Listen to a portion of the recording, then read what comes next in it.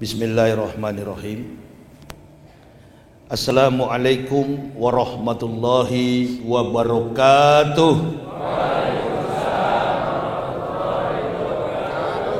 Alhamdulillah.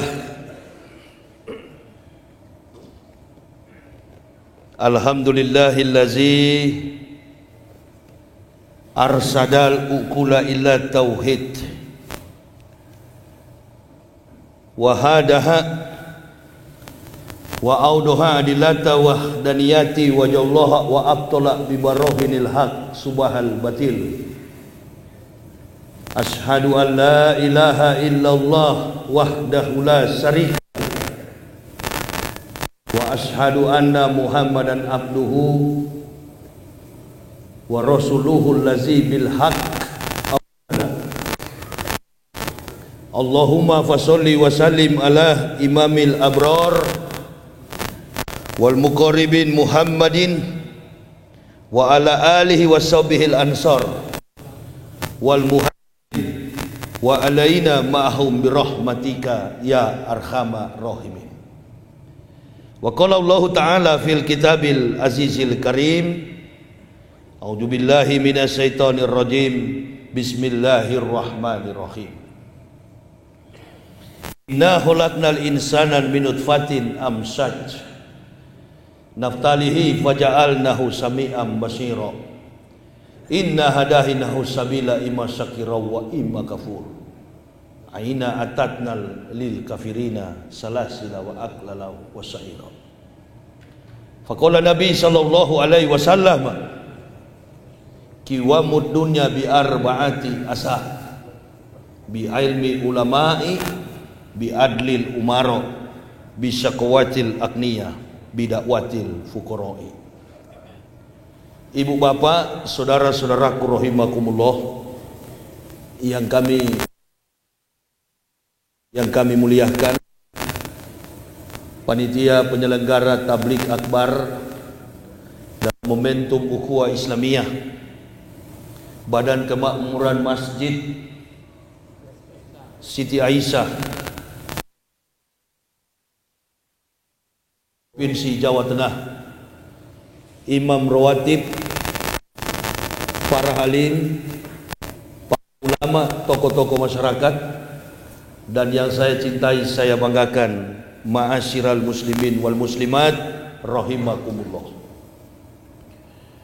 Bersyukur kita kepada Allah Subhanahu wa taala karena sampai pada saat ini alhamdulillahirabbil alamin kita semua masih dalam keadaan sehat walafiat. Kita masih boleh menghirup udara dengan bebas. Pertanda kita masih diberi kesempatan oleh Allah untuk menambahkan pundi-pundi amal demi bekal di yaumil akhir nanti. La tasalu qudama abdin yaumal qiyamati min baini yadayillahi ta'ala hatta yus'alu an arba'ati asa. Tidak beranjak kaki seorang hamba dari pelataran kiamat di hadapan Allah Ta'ala kecuali dia ditanya 4 persoalan. Yang akan ditanya, an umri fima afnah, umurmu dengan apa engkau habiskan. Tidak ditanya ada berapa banyak aset yang kita miliki di dunia. Tidak ditanya juga pangkat dan jabatan selama kita ada di dunia. Yang ditanyakan ialah umurmu dengan apa engkau habiskan. Wa an jasadihi fima ablahu, bahkan jasad di dalam tanah pun dipertanggungjawabkan di hadapan Allah dengan apa engkau rapuhkan. Wa an ilmihi wa amila bihi, ilmumu untuk apa engkau gunakan. Kompetensi ilmu apa saja yang kita amalkan di dunia, semua akan dipertanggungjawabkan di hadapan Allah. Dan yang keempat, wa an malihi min aina iktasaba wa fima anfaq, hartamu dari mana kau dapat, untuk apa engkau belanjakan. Cuma 4 pertanyaan. Bukan berarti bahwa Islam melarang kita untuk mengejar pangkat, jabatan dan harta. Tetapi ada filter, ada standarisasi, ada kode etik yang perlu kita lalui sebagai orang beriman. Di hari-hari terakhir ini apalagi kita lihat, minta tolong di fullkan lagi nih sound system ini. Minta tolong volumenya di fullkan lagi. Apalagi di hari-hari ini kita lihat beberapa minggu terakhir ini, isu yang beredar itu tidak ada lain, relevan sekali dengan apa yang dibaca imam tadi. Walantardo ankal yahud walanasro hatta tatabi'a milatahu. Saya berulang-ulang berdakwah di mana-mana di seluruh Indonesia, selalu mengatakan, dari awal saya memeluk Islam sudah saya katakan, pertarungan abadi antara hak dan batil bukan terjadi pada zaman Nabi kita Muhammad SAW, tetapi pertarungan abadi sudah terjadi ketika Allah menetapkan kebenaran di muka bumi ini, mengutus para nabi. Saat itu pula terjadi pergulatan antara hak dan batil. Jadi ini tidak akan berakhir kecuali kiamat. Liga-liga Arab, Suriah, Irak, bahkan negara-negara Afrika yang berbasis Islam sudah porak-poranda. Satu lagi sasaran yang paling empuk.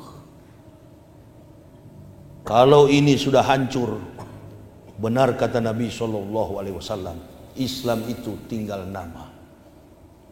Dikenal oleh dunia, Muslim terbesar di dunia adalah Indonesia. Bahkan Muslim terbaik di dunia adalah Indonesia. Yang menghancurkannya betul dalam buku Muhammad Abduh, Al-Islamu mahjubun bil muslimin. Islam dirusak oleh orang Islam sendiri. Kafir ini tidak pernah di depan, kafir ini di belakang layar. Karena dari zaman dulu sampai sekarang kafir sudah berpikir. Dan dalam catatan sejarah, orang-orang kafir tidak pernah menang melawan Islam, baik dalam pertempuran fisik, perang, maupun dalam perdebatan, pergulatan, argumen sains. Kafir nggak pernah menang. Lalu bagaimana caranya supaya Islam ini hancur? Pakai orang Islam untuk menghancurkan Islam. Makanya di Al-Quran ada dua makhluk yang bahaya. Allah perintahkan kepada Nabi kita Muhammad SAW, ya ayuhan nabiyyu jahidil kufara wal munafikin waqlus alaihim wa mamatu jahanamu wa bi'sal masir. Wahai Muhammad, wahai Nabi, perangilah orang-orang wal munafikin. Wal munafikin itu golongan makhluk manusia yang mengaku beragama Islam. Mengaku hanya di mulut, tapi dalam perbuatan dia pengkhianat. Dia suka bahkan secara terang-terangan menjatuhkan, menjustis, bahkan membunuh saudara Muslim. Kadangkala saya kalau masuk masjid ada orang yang muka ekstrim sama saya karena menganggap ini kan dari kafir, jadi kita tunjukkan. Percuma kau tunjukkan begitu. Di sana kau kalau mau begitu tunjukkan kepada Wiranto. Nah itu salah. Kalau sama Ustadz Yahya salah. Sama dengan ente kasih muka sama Umar bin Khattab begitu. Loh, kita ini kan dikepung sekarang. Ceramah Kiai Haji Zainuddin MZ 15 tahun lalu terbukti sekarang. Kata beliau, kita ini bagaikan buih di lautan, banyak tetapi tidak berdaya, dikepung dari segala arah. Satu kelebihan Presiden kita Joko Widodo ini, satu, setiap kali ada korban yang mati dari umat Islam, kelebihannya beliau nggak pernah ucapkan bela sungkawa. Itu dilupakan oleh media, tapi Yahya Waloni tak lupa. Saya tak pernah lupa. Kelebihan beliau itu. Tapi kalau jembatan di Taiwan putus dan ada TKI yang meninggal mati, wah, muncul Menteri Luar Negeri Retno. Di Wamena yang lari, yang dicincang, yang ditombak, yang dipanah, nggak ada komentar. Ini bagus juga di rezim Jokowi ini kan muncul mana yang emas, mana yang imitasi, mana yang Muslim, mana yang munafik. Kita bicara di dalam dulu. Kalau kami yang dari kafir masuk Islam dijamin 1000% tidak akan goyah konsep keimanan yang kami miliki. Karena kami ini dari sudut pandang antropologi budaya, apalagi saya orang Manado, sulit sekali untuk mendapat petunjuk memeluk Islam. Berat. Tapi karena sifat orang Manado itu Europe style, gaya mereka itu gaya Eropa, cara hidup mereka itu hura-hura, cara hidup mereka itu jauh dari kebangkitan, kemenangan hidup di akhirat. Makanya kalau ada yang masuk Islam, saudaranya nggak peduli. Contoh Angelina Sondak, itu bapaknya profesor, rektor Universitas Samratulangi, Unsrat Manado. Nggak peduli Angie masuk penjara dan beragama Islam, tapi dibully oleh kafir. Wah, itu karena kau menyangkal Yesus. Iya kan? Karena kau menyangkal Yesus, kau mendapat musibah. Allahu Akbar. Menyangkal atau tidak menyangkal, yang namanya musibah itu selalu menyertai manusia dimanapun berada. Yang pasti hanyalah satu, kematian. Jadi sulit bagi kami untuk menembus gerbang hidayah itu. Berat. Karena dari kecil sudah dididik dengan studi Holland Spragen. Sudah dididik oleh Belanda. Dari Sondag School, katekismus, sampai menjadi pendeta. Benteng yang begitu kuat dalam kekafiran, sulit dirobohkan. Lalu orang tanya, apa alasan saya masuk Islam? Oh, saya nggak pernah masuk Islam. Islam yang masuk ke dalam saya. Ini tuh beda. Kalau masuk Islam biasanya cuma karena mau kawin. Kalau orang masuk Islam biasanya cuma ikut-ikutan. Itu masuk Islam. Asal sudah ketemu dengan apa yang ia niatkan, sudah boleh keluar lagi. Tapi kalau orang yang Islam masuk ke dalamnya, itu pilihan. Pilihan dari siapa? Allah. Al-Baqarah dan Quran Surah An-Nur itu kontras. Di Al-Baqarah bilang begini, innal ladzina kafaru sawa'un alaihim a ansartahum am lam tunsirhum la yu'minun. Saya jadi hati-hati bicara karena sound system. Susah saya meledak-meledak, takut saya. Dia tak keluar suaranya. Ini Al-Baqarah. Sekalipun engkau meyakinkan Muhammad orang kafir la yu'minun, tidak akan beriman. Itu dalam Al-Baqarah versi mu'allaf. Versi mu'allaf. Ini mu'allaf. Karena di kamus besar bahasa Arab, mu'allaf itu orang yang dibujuk hatinya. Saya dan istri anak-anak tidak ada yang bujuk. Berarti bukan jelas ya? Sistematis, kontekstualis, teologis, dan rasional. Itu Islam. Islam bi ilmi. Islam itu ilmu. Al ilma bil kasab labi nasab. Islam itu ilmu. Ilmu itu dipelajari bukan karena nasab. Satu itu. Jadi tidak jadi ukuran. Antum duluan Muslim dibanding Yahya Waloni, belum jadi ukuran. Bukan jadi ukuran.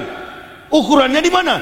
Bangunan Masjid Siti Aisyah ini kuat, saya yakin 1000% karena pondasinya kuat. Amantu billahi wa bima qala Allah taala, amantu bi rasuli wa bima qala Allah qala rasulillahi sallallahu alaihi wasallam.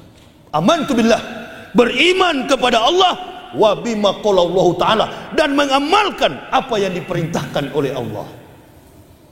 Makanya ada sistematika ketika orang beriman mengucapkan dua kalimat syahadat.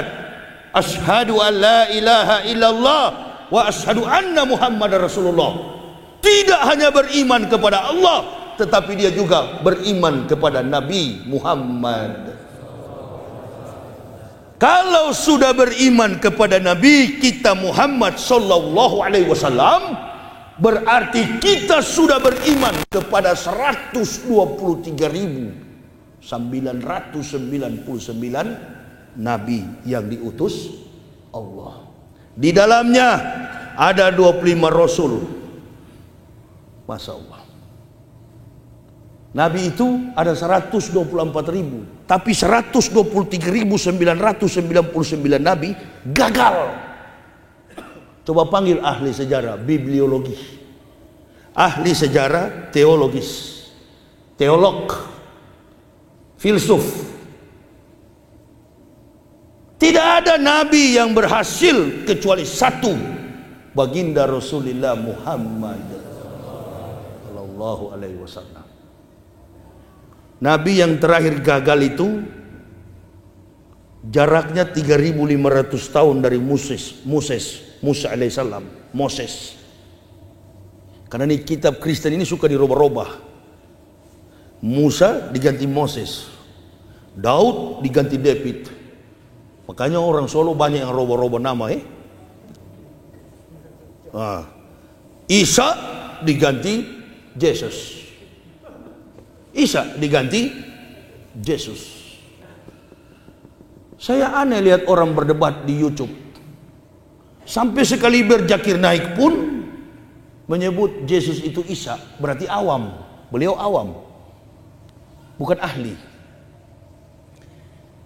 Di dalam studi antropologi linguistik, budaya dan bahasa, kalau saya tanya kepada ibu bapak, saudara-saudaraku rahimakumullah, ada orang bernama Ahmad, ada orang bernama Suyono, mana di antara dua orang ini orang Jawa? Ayo mari kita buka. Ini saya bikin 8 satuan kredit semester supaya kita tahu bahwa Islam itu hebat.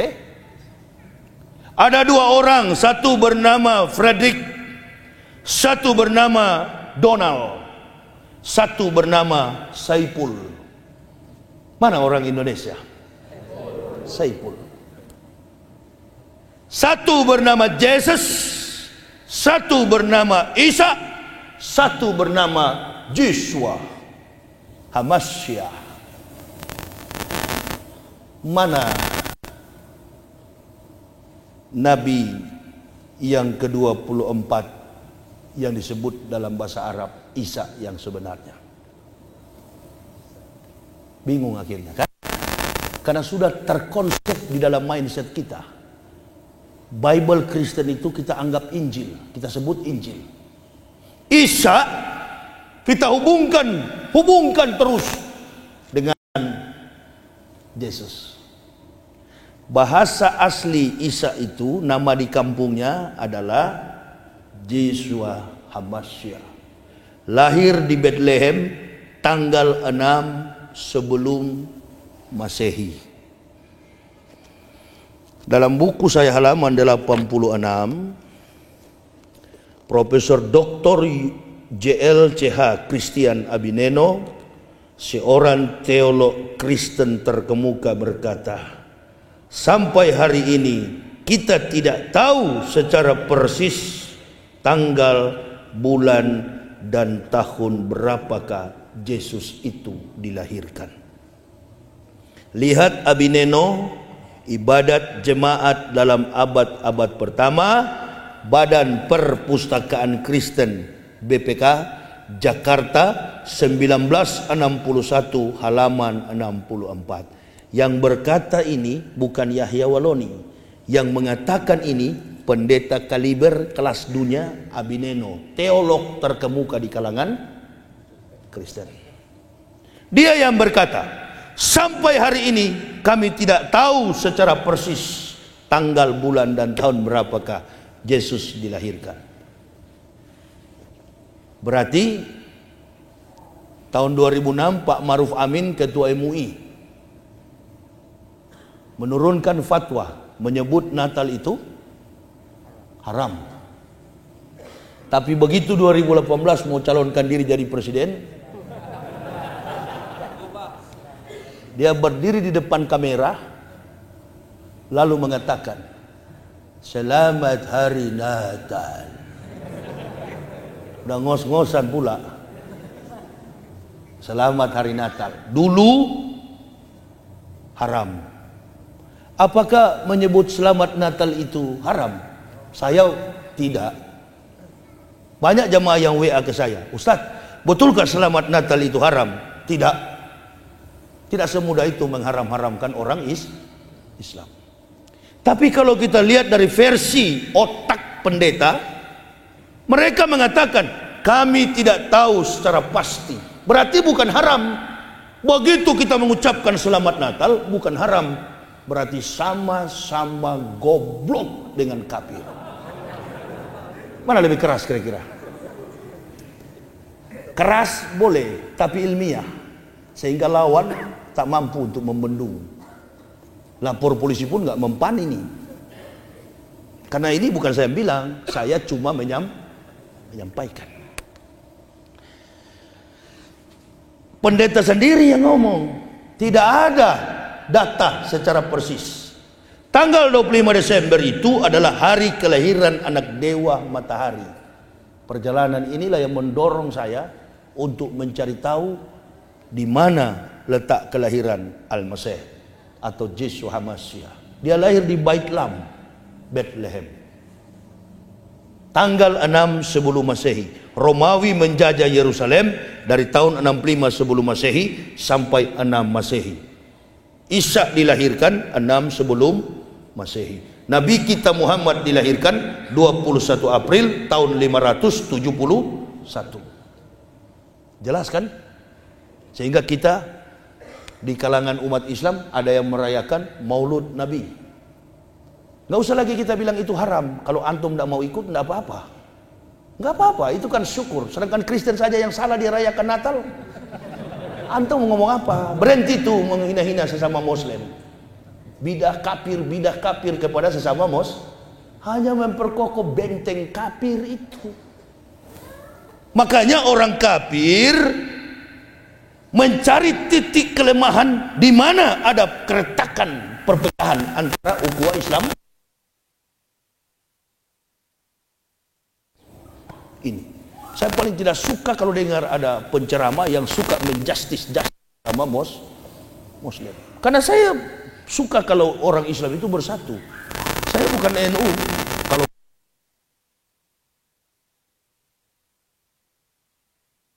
yang kunut ada juga tidak kunut. Kenapa Ustaz ceramah di Boyolali? Muslim. Kau jaga gereja, Ustadz kau usir. Pakai uniform lengkap, baret miring, SD kau tidak tamat. Akibat kebodohan inilah mudah digiring oleh opini. Prinsip tidak kuat, yang ada mengikuti apa saja yang penting bisa mengenyangkan. Ini tuh trik orang munafik. Dan Hitler dia berkata, orang munafik itu seperti lalat di atas feses.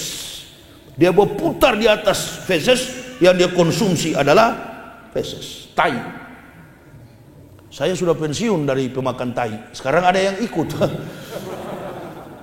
Nggak apa-apa. Membuka ruang kepada kita untuk berpikir, oh memang kalau sudah Muslim harus lurus. Ya, ini agama yang lurus.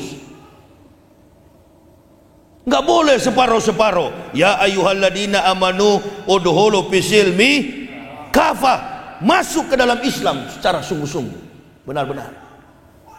Bukan separuh-separuh, bukan setengah-setengah. Kemarin kan saya tantang itu. Satu Indonesia pendeta lawan saya sendiri. Bukan berkelahi secara fisik. Jangan memperalat masa Muslim. Saya nggak usah peralat Muslim. Dia juga jangan memperalat masa Kristen. Duduk kita di meja debat, berkelahi, bertarung kita secara intelektual. Karena manusia ini perlu penjelasan. Saya ceramah di sini bukan menyerang Kristen, bukan. Sayang kepada mereka supaya masuk Islam. Asyidau alal kupar, keras kepada kafir supaya sembuh, termasuk wali kota Solo ini.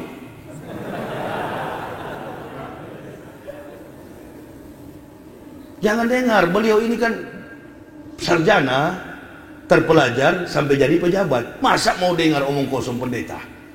Masuk saja ke dalam walladzina kafaru wa kassabu bi ayatina ulaika ashabun nar khalidina fiha wa bi'sal masir.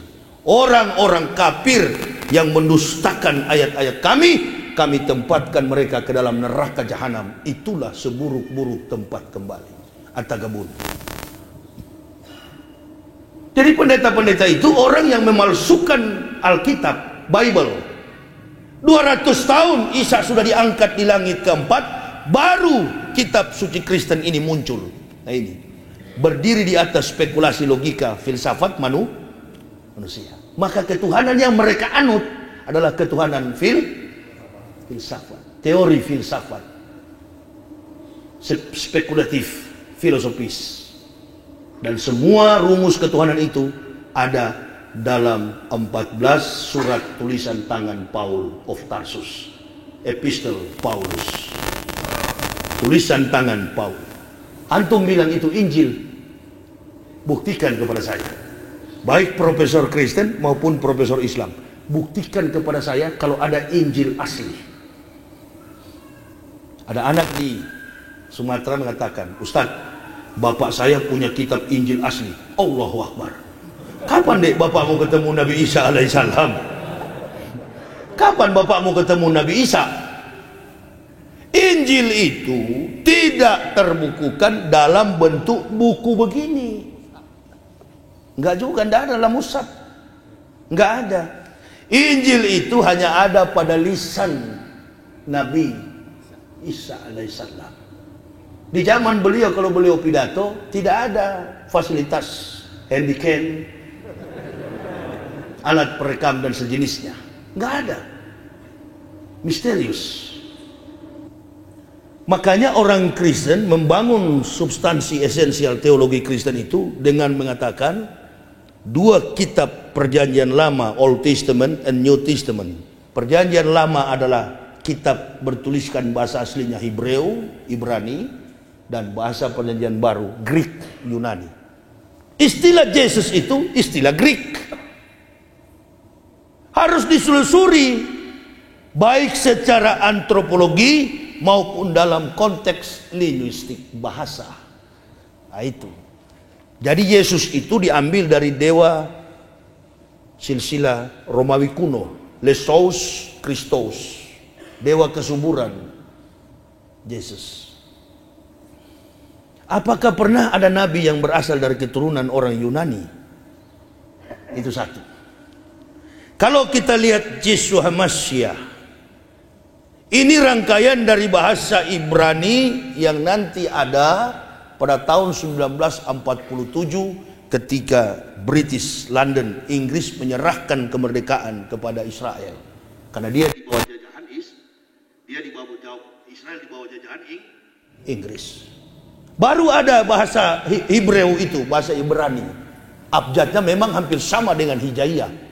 Alef, Bet, Gimel, Dalet, He, Waw, Sayin, Ket, Tet, Yod, Kaf, Lamet, Mem, Nun, Samek, Ayin, Pesade, Kofresi, Shin, Tau.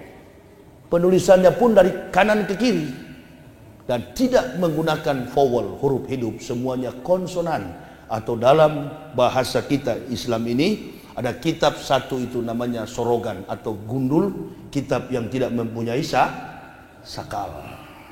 Itu tulisannya dari kanan ke kiri. Alhamdulillah sampai hari ini banyak pendeta tidak tahu di Indonesia ini. Makanya saya tunggu-tunggu kalau jadi debat ini. Allahu Akbar. Memang saya gulung-gulung di depan ini. Iya. Dia nggak tahu. Kalau dia tahu tentang Nabi Isa, betul-betul mereka tahu siapa Isa, bagaimana sepak terjang dakwah Isa, dari silsilah keturunan Isa, insya Allah saya yakin 1000% mereka pasti convert, masuk Islam.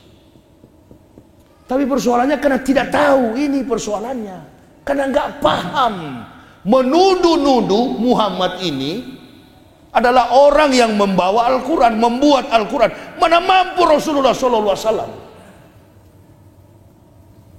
Al-Quran ini bukan buatan Muhammad. Sebelum Muhammad datang, Al-Quran sudah datang. Ketika Allah Subhanahu wa Ta'ala memberikan Taurat kepada Musa di Bukit Tursina, "Wahai Moses, ini Musa, ya Musa, ini atau itu umat Muhammadin, nur aini kaila yadurhum zulmatani." Wahai Musa, aku memberi kepadamu kitab Taurat, tapi ketahuilah sesungguhnya ini atau itu umat Muhammadin, akan datang umat Muhammad. Tadi saya katakan rentang waktu antara Musa dengan Isa 3500 tahun. Isa dengan Nabi Muhammad 576 tahun. Rentang waktu 4076 tahun. Belum datang Rasul Sallallahu Alaihi Wasallam, umatnya sudah dijanjikan akan datang. Hebat gak ini Islam? Historik. Tidak ada sejarah, tidak ada teori, tidak ada ilmu pengetahuan. No history, no truths, no theory, no science. Beberapa juta profesor di dunia ini, Allahu Akbar, membangun disertasi. Begitu datang peradaban baru, tergeser oleh pengaruh zaman. Tapi pernahkah Al-Quran bergeser? Pernahkah Al-Quran ini bergeser, menyimpang maknanya, definisinya sampai kepada makna spiritual yang diamalkan oleh umat Islam? Enggak pernah. Justru sebaliknya, Al-Quran terbukti mampu memberikan sumbangsi pengetahuan, teknologi dan teknologi. Science and teknologi. Kaya di dalam Al-Quran. Saya sudah pelajari selama 8 tahun. Baru saya masuk Islam. Bukan terpengaruh karena orang Islam yang bujuk. Enggak ada. Di Islam ini enggak ada program Indomisasi, Islamisasi. Enggak ada. Enggak ada. Sorry, maaf. Beda dengan di sebelah sana. Program Indomisasi, program Kristenisasi, pemurtadan, pendangkalan akidah. Allahu Akbar. Enggak ada di Islam, enggak ada. Orang-orang yang masuk Islam itu orang-orang yang hebat, intelektualitas mereka di atas rata-rata. Nggak usah jauh-jauh deh. Saudara saya satu kampung itu, Rocky Gerung. Loh, itu kan liberal. Itu liberal. Dia bukan beragama Islam. Tapi konsep yang dia bangun dalam statusnya sebagai seorang filsuf dalam sebuah wacana peradaban sebuah negara, selalu standarisasinya kontekstual, sesuai dengan apa yang terjadi dalam sebuah struktur pemerintahan, baik yang menyimpang maupun yang lurus. Artinya apa? Pemikiran-pemikiran Rocky Gerung itu adalah pemikiran Islam.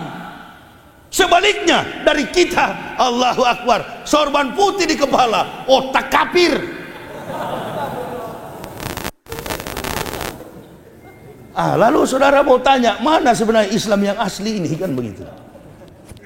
Mana sebenarnya orang Islam yang asli itu mana? Yang seperti ini, liberal, nggak pernah juga injak gereja. Kalau keluarga Rocky di Manado itu kan Protestan, Gemim. Itu kampung kami. Adiknya satu itu profesor, dekan Fakultas Pertanian yang ada di Unsrat. Jadi kalau hubung-hubungkan dengan pengaruh pemikiran kita secara eksologi, etika, logika, estetika, itulah ruang yang paling tepat untuk mengukur standarisasi kebenaran suatu agama. Bukan membanding-bandingkan ayat-ayat Bible dibandingkan dengan Quran, Bible dibandingkan dengan Quran. Saya mau kasih tahu ke jamaah, kalau berdebat itu banding-banding ayat dalam Bible, ayat dalam Quran, sampai kapanpun orang kafir tak masuk Islam. Karena itu akan terkesan sama-sama kuat. Dia punya argumen dalil teologis.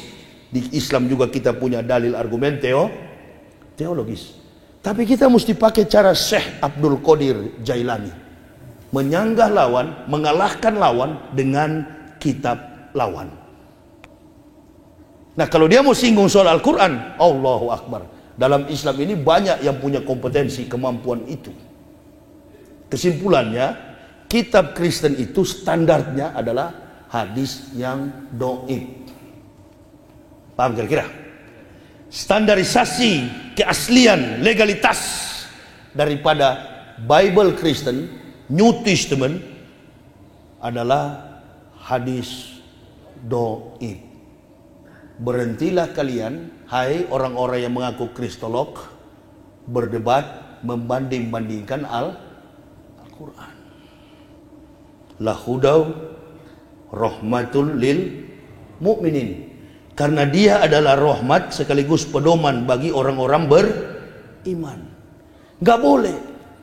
Al-Quran bukan kitab pembanding, Al-Quran kitab pelurus. Yang meluruskan yang bengkok-bengkok di dunia ini, itu namanya Al-Quran. Dia buku yang bercerita, kitab yang bercerita peristiwa yang pernah, sementara, dan akan terjadi. Kezoliman manusia di Indonesia saat ini ada dalam Al-Quran. Di mana itu Pak Imam? Antum hafiz kan? Wa kadzalikan wali bada zolimin ba'dhum bimakanu yaksibun. Kata Allah, sesungguhnya Allah menjadikan orang-orang zolim berteman dengan sesama zolim. Supaya apa? Supaya mereka melakukan apa yang mereka kehendaki. Inilah sekarang. Dari Pancasila itu omong kosong, hanya dijadikan sebagai alat politik. Khususnya sila kelima, keadilan sosial bagi seluruh rakyat Indonesia. Jadikan tameng politik, padahal tidak adil. Kalau adil tidak berdarah-darah di Wamena. Kalau adil tidak berdarah-darah, mahasiswa turun demo. Jangan larang. Dalam semua rezim, kalau mahasiswa sudah turun, sebentar lagi innalillahi rezim itu. Ya, karena mahasiswa ini beda dengan rakyat. Kalau rakyat emak-emak yang turun di lapangan, FPI, Banser, Ansor, organisasi LSM Islam yang turun, persoalannya satu. Apalagi kalau rakyat jelata, buruh yang turun demo di lapangan, ada yang terganggu. Apa yang terganggu? Perutnya yang terganggu. Tapi kalau mahasiswa sudah turun, Allahu Akbar, bukan perutnya, intelektualitasnya yang terganggu. Itu harus dibedakan. Lalu ngomong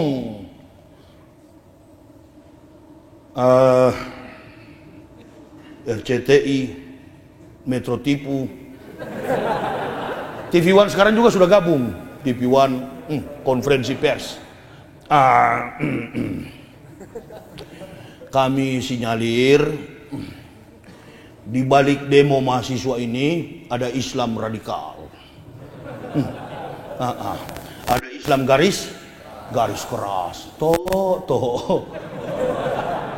Iku itu agamanya opo? Kowe agamane opo?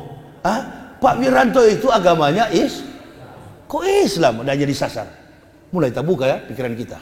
Siapa yang bermain? Kap di belakang. Yang disuruh maju adalah Mun bukan Mus. Ya, iya Mun. Jangan terlalu jelas, kena delik. Mun, Mus, Kap, Mun. Ya. Kapnya background, Munnya suruh maju. Ya, Munnya disuruh maju. Ini tuh strategi. Ini kan Anatoly Karpov ini kalau catur. Mudah sekali terbaca.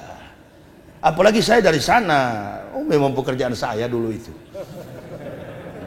Ya, jadi antum belum lompat saya sudah tahu. Mau kesini dia. Makanya kasus 3 tahun lalu ceramah di masjid diumbar. Nonton YouTube Ustadz Somad UAS. Nonton TV UAS. Sampai MUI pun sudah angkat tangan. Karena ini sudah di ranah hukum. Allahu Akbar. Baru kali ini dalam rezim pemerintahan 7 presiden, baru kali ini ada ulama kafir yang utak-atik ulama Muslim. Ada apa gerangan? Dia lupa bahwa di dalam ada singa di dalam sini yang memang ahli di bidang kebohongan kafir itu. Dan saya cut 1 kali, selesai. Kenapa Ustadz Somad yang kalian lapor, saya kalian lapor atau debat kita? Selesai. Kenapa? Lompatannya kan 3 tahun nanti, 2024. Politik.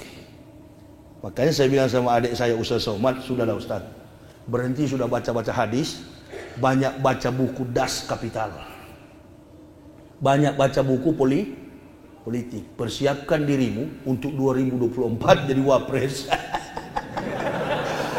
Loh, untuk apa dia mau kecangkul dulunya masih pagi?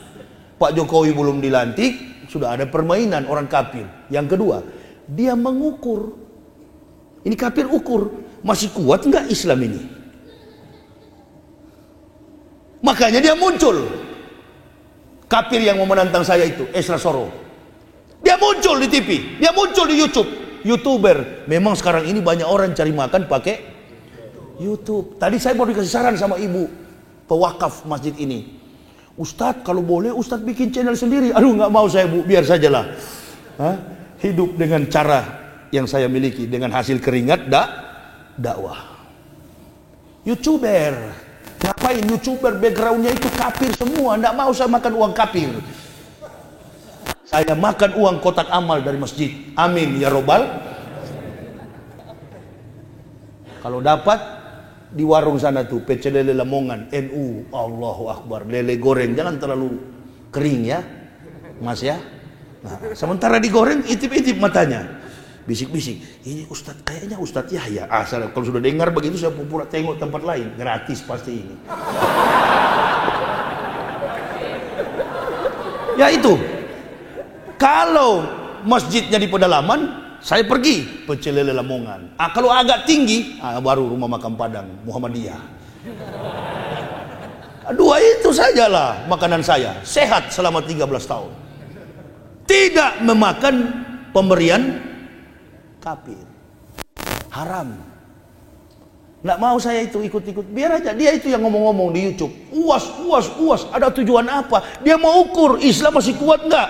Kafir lupa. Kemarin betul waktu pilpres ada cebong, ada kampret kemarin. Di sini pun pasti ada itu. Ada yang cebong, ada yang kampret. Tahu dari mana ente Ustadz? Kalau saya ceramah begini, yang keluar itu pasti cebong dulu. Supaya kau tak keluar. Ya, nggak ada stop lagi cebong dan Jaga amanah mulia agama yang sudah menghadirkan berkah bagi bangsa dan individu kita setiap Muslim.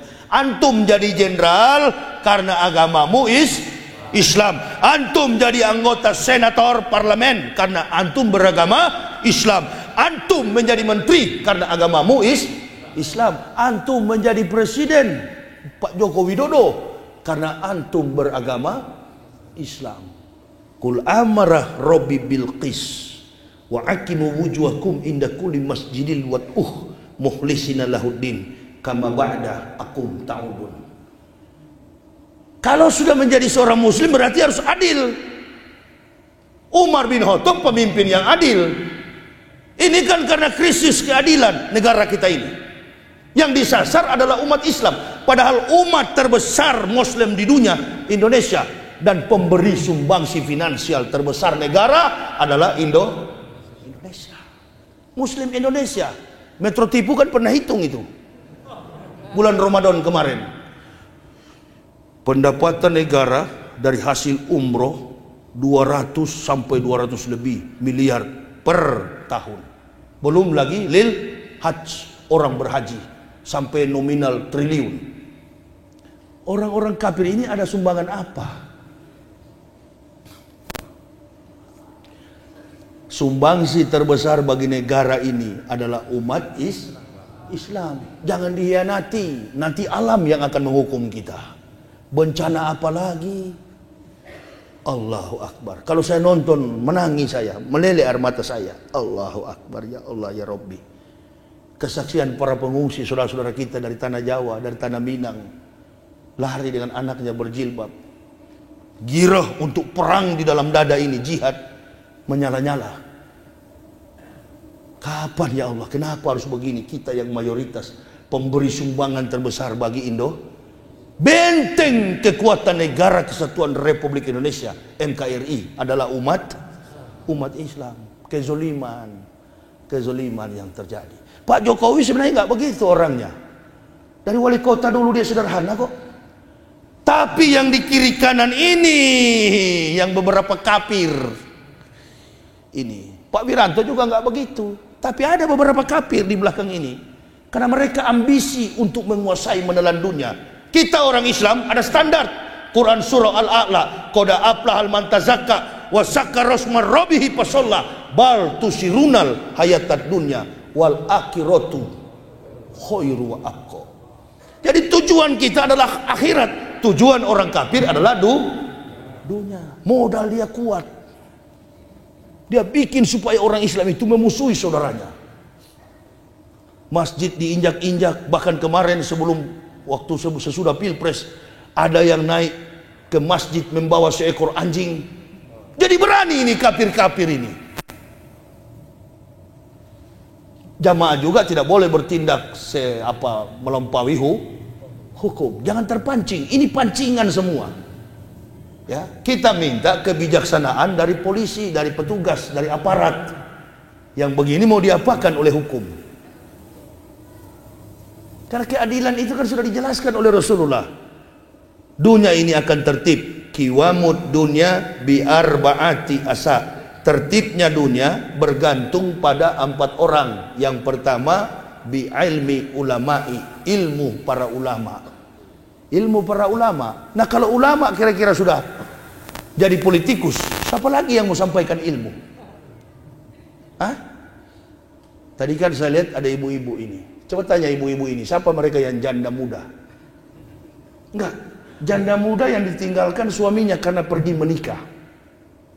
Yang ada terbersit dalam pikiran dan hatinya, begitu suaminya menikah lagi adalah kekecewaan, marah, benci, bercampur kutukan, sumpah serapah. Kenapa? Karena dia berpikir bagaimana kos anak-anak ke depan, pendidikannya, kehidupan kos kesehariannya. Bingung ibu ini, si janda muda ini. Apa beda dengan kita kemarin ditinggalkan Pak Maruf? Nah, ini gejalanya. Awal dari situ diagnosanya. Penyakitnya dari situ. Terpecah belah. Siapa yang pecah? Bercampur. Kalau kita sering baca buku Das Kapital atau Gospel Kapital, itu buku yang ditulis oleh Karl Marx. Itu bukan orang Jerman dia. Ada yang mengatakan Jerman, bukan, dia Yahudi, Jews. Orang Yahudi, tokoh PKI, tokoh komunis. Itu yang mengutak-atik. Tidak suka dengan Islam, tidak suka dengan Pancasila, tapi pura-pura suka. Baru kita yang cinta kepada NKRI, Pancasila, Persatuan Indonesia dianggap pembenci. Baru dituduh kaum radikal. Ini pembolak-balikan fakta menjadi kesalahan. Nah, kita umat Islam harus berbuat apa sekarang ini? Rapatkan barisan kita. Ini antara dua Indonesia ini ke depan. Kalau tidak hancur lulu berantakan, dua. Berarti akan ada kebangkitan Islam di masa datang. Mana kira-kira yang lebih berat dalam perasaan benak ibu bapak?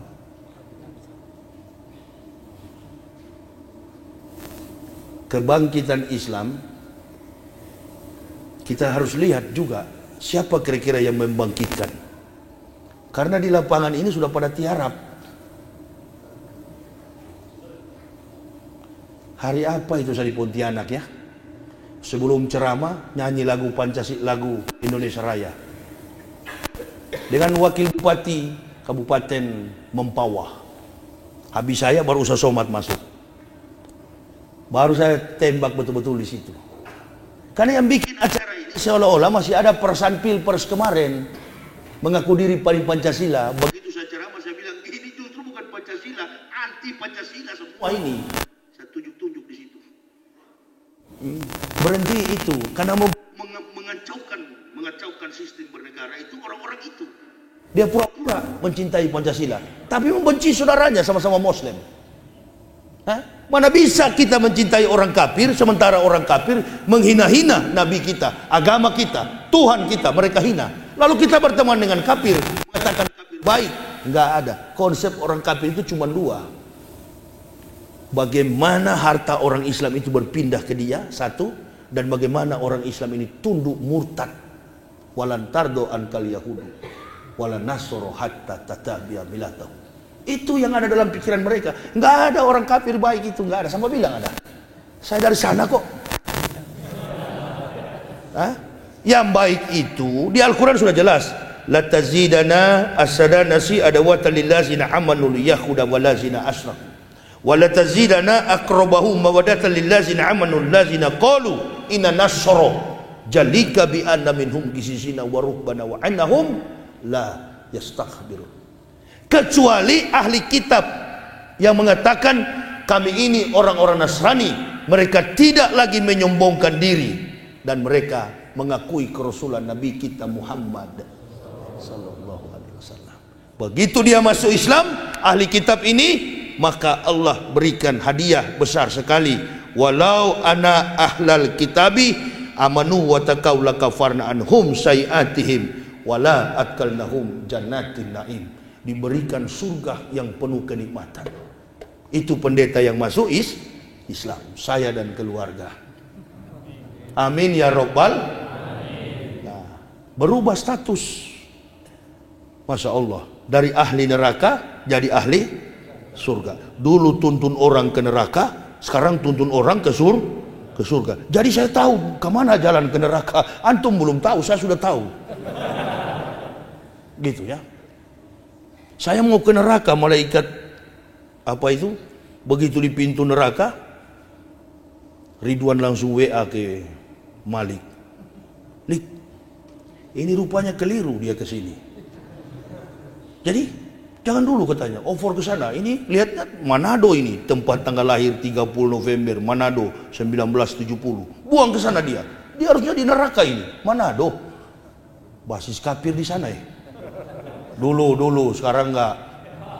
2019 persentase umat Islam di Manado 51%. Lihat aja di Google, buka aja di Google. Persentase umat Islam di Manado tahun 2019 51%. Allahu Akbar. Saya ini Islamkan orang kafir itu tiap bulan pasti ada. Kemarin di Medan itu 17 orang bulan September. Setiap bulan pasti 2, 3, sudah ribuan. Tapi saya sisakan, jangan semua masuk. Nanti kalau semua siapa yang jadi kayu bakar kan? Mampuslah kau kafir. Itu ayat tadi jelas sekali kan? Inna atatnal lil kafirina salasila wa aklalau wa sa'iro. Neraka yang paling panas itu bagi orang kafir namanya sa'ir. Tuh.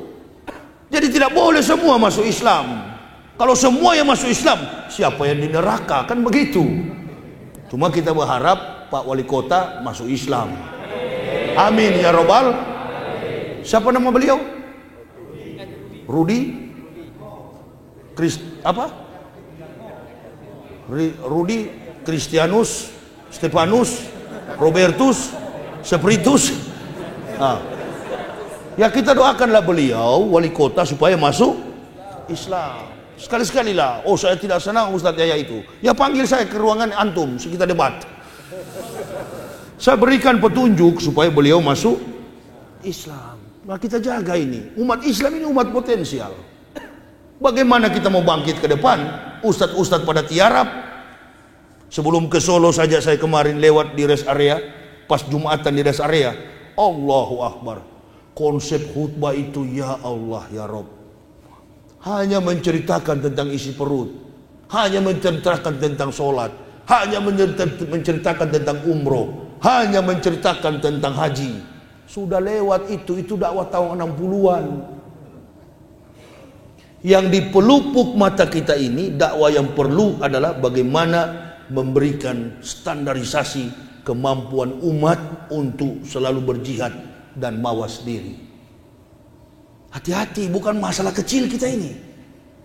Karena ada upaya besar di belakang sana untuk supaya menggulingkan Islam. Kalau Islam Indonesia sudah tumbang, Allahu Akbar. Ada di Garuda itu doa setan dibaca di dalam hari kesakitan Pancasila. Sorry salah sebut. Maaf. Namanya lidah ini ada sariawan kan salah-salah juga. Sama juga saya ajarkan jamaah tetangga saya. Ustadz, bos saya orang Jerman, tiap tanggal 25 Desember Natal. Boleh nggak Ustadz saya tidak usah sebut Natal? Karena Ustadz bilang goblok. Ya enggak apa-apa antum sebut selamat hari Natal, antum kan belajar Iqra. Tapi nunnya antum ganti go. Jadi waktu menyebutnya bukan selamat Natal, selamat hari Natal. Nah, pura-pura sariawan kan. Jadi begitu juga tadi, hari kesaktian dirubah jadi hari iya karena sariawan. Ya namanya sariawan kan lapas berubah dong. Ya, jadi hari selamat hari Natal dirubah selamat hari Gatal dan tahun Garuk. Karena kalau Gatal harus di Garuk begitu. Yang mau hadapi ular harus lebih licik daripada ular. Sudahlah. Saya kira orang Kristen itu, apalagi pendeta-pendeta itu, sudahlah, berhentilah. Masuk Islam sajalah, menyerah. Loh, saya cuma mau tanya satu ayat kalau berdebat itu. Lukas pasal 2 ayat 21 kan Yesus disunat. Kalau sudah duduk di meja debat, saya bilang coba buka celana, sudah sunat atau belum nih? Buka aja dalam, saya tidak pernah ada Bible lagi. Saya kalau mau debat di stadion, saya tidak akan bawa biar satu lembar kertas. Saya hanya bawa otak di kepala saya. Antum silakan bawa kitabmu satu kontainer. Seperti barang bukti Pak Prabowo dulu kan. 5 kontainer. Bawa itu di meja debat. Buka kiri kanan. Lukas pasal 2 ayat 21. Pada hari yang ke-8, anak itu dilahirkan, disunat dan diberi nama Yesus. Baru saya tanya, antum percaya dia Tuhanmu? Ya. Kenapa dia disunat? Ente tak mau. Sekarang buka celana. Ayo. Kalau saya sudah disunat, itu yang paling saya takut masuk Islam. Tapi tetap saya lalui. Ya. Saya mau ke masjid pun berpikir mau ke masjid. Ditanya, saya mau sholat, Pak Kiai, boleh nggak saya ke masjid? Iya Pak ya sudah bersyahadat, tapi di bawah rohaut belum potong. Boleh nggak saya nggak usah potong Pak Kiai? Saya kan bekas pendeta, jadi tidak usah dipotong. Jangan. Nah ini bonus lah Pak. Nggak bisa bonus-bonusan, nggak ada. Wah, datang 3 hari kemudian yang sunat saya itu orang Muhammadiyah, namanya Mantri Salim, orang kesehatan puskesmas. Itu kalau ketemu di jalan, dia kasih selamat salam sama saya. Selamat pagi pendeta. Sama bilang sore. Ternyata dia yang mau sunat. Ini kalau masih dendam, habis biar kaos lampu ini. Kaos lampu 55. Itu orang lahir tahun 80 tahu itu. Ya, cap kupu-kupu. Begitu diambil bambu. Bambu apa itu Pak? Ya inilah alat sunatnya. Ada karet diikat dengan karet di ujung. Sudah tua bambu itu tapi kuat. Dijepit rohaut saya. Kacau ini. ditarik ujungnya, potong. 2 minggu tak bisa pakai celana, begini terus saya. Saya ajak istri saya sholat, karena pingin sekali saya sholat. As-sholatu khairum minan naum. Datang sholat subuh, saya bangunkan istri. Kawan, bangun dulu kita sholat. Kamu kan belum hafal pak ayat-ayat sholat. Ayo, pokoknya yang penting kita sholat. Kamu masih sakit, iya kamu jadi imam. Saya bilang istri saya. Masya Allah. Jago betul, bekas kafir baru 3 hari masuk Islam. Ente jadi imam, kiblatnya kemana pak? Tengoklah ke jendela, mana yang di jendela. Jangan terlalu banyak tanya kau. Masya Allah, Al-Fatihah belum hafal, ayat-ayat Al-Quran belum hafal, membaca tartilnya pun tidak tahu, mahrusnya segala macam belum tahu, karena baru 3 hari masuk Islam. Saya meneliti Al-Quran itu banyak membaca translate-nya dari berbagai macam versi bahasa, tapi untuk hijayahnya harus perlu penuntun alias guru. Jadi saya sembarang, saya bilang kau, ya tapi kalau sholat itu mesti baca Al-Fatihah. Ya sudah tulis dulu, tulis. Masya Allah, dia menghadap, tengok kemana pak? Menghadap ke jendela sana. Saya pikir kiblat itu di mana ada jendela kamar itu kiblat. Tengok ke sana. Berapa rakaat pak? Mainkan 20 kali. Tengok ke kiblat sana. Bacanya pelan-pelan, cepat sedikit. Kalau baca pelan begini sampai sore baru selesai. 20 rakaat, jangan main-main. Begitu sujud berdiri, istri saya suruh jadi imam. Datang yang Islamkan saya, orang Tebu Ireng, namanya Pak Kiai Haji Komarudin Sofa. Dia intip, Pak Yaya, sholat apa itu? Saya bilang sholat subuh Kiai. Sholat subuh cuma 2 rakaat. Kiblatnya bukan ke sana. Jadi salah ini Kiai, salah. Allahu Akbar. Arah kiblat tidak tahu, suratul Fatihah belum hafal. Sama lah dengan Pak Jokowi waktu itu. Tengok ke sana, memang betul kan beliau tidak hafal Al-Fatihah, menyangkal apa? Memang betul. Ada di YouTube diunggah itu, belum hafal Al-Fatihah Pak Jokowi. Tengok ke sana ke kiblatnya, salah di sini. Allah. Sudah Pak Yaya, nanti saya kasih buku, kata Kiai. Kasih buku warna kuning. Tuntutan sholat 5 waktu secara lengkap. Belum sampai zuhur, baru jam 10 pagi, saya sudah kunyah Al-Fatihah, sudah hafal saya. Cepat saya bilang, dengan beberapa puluh ayat-ayat pendek itu, 1 minggu ke depan, belajar Al-Quran, membaca Al-Quran suami istri kami, dalam tempo 15 menit saya sudah bisa baca. Kok cepat sekali begini Pak Yahya? Iya, karena ini sama dengan huruf Ibrani.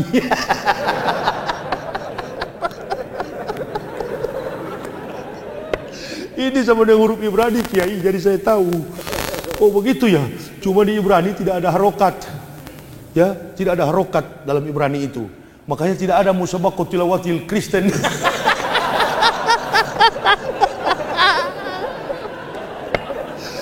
Musabaqah tilawatil Bible, nonsense, tidak ada. Musabaqah tilawatil Quran. Musabaqah tilawatil Bible, saya pernah usulkan di Irian dulu. Kalau orang Islam musabaqah tilawatil Quran, ayo kita bikin musabaqah tilawatil Bible.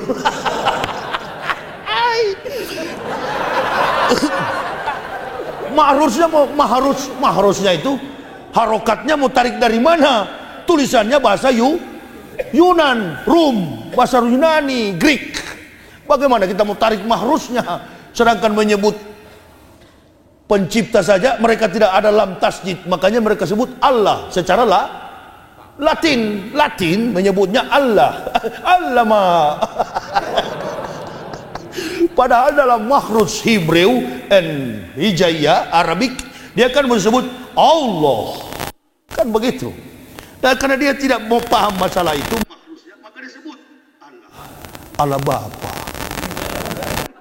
Berkatilah hari Pancasila ini.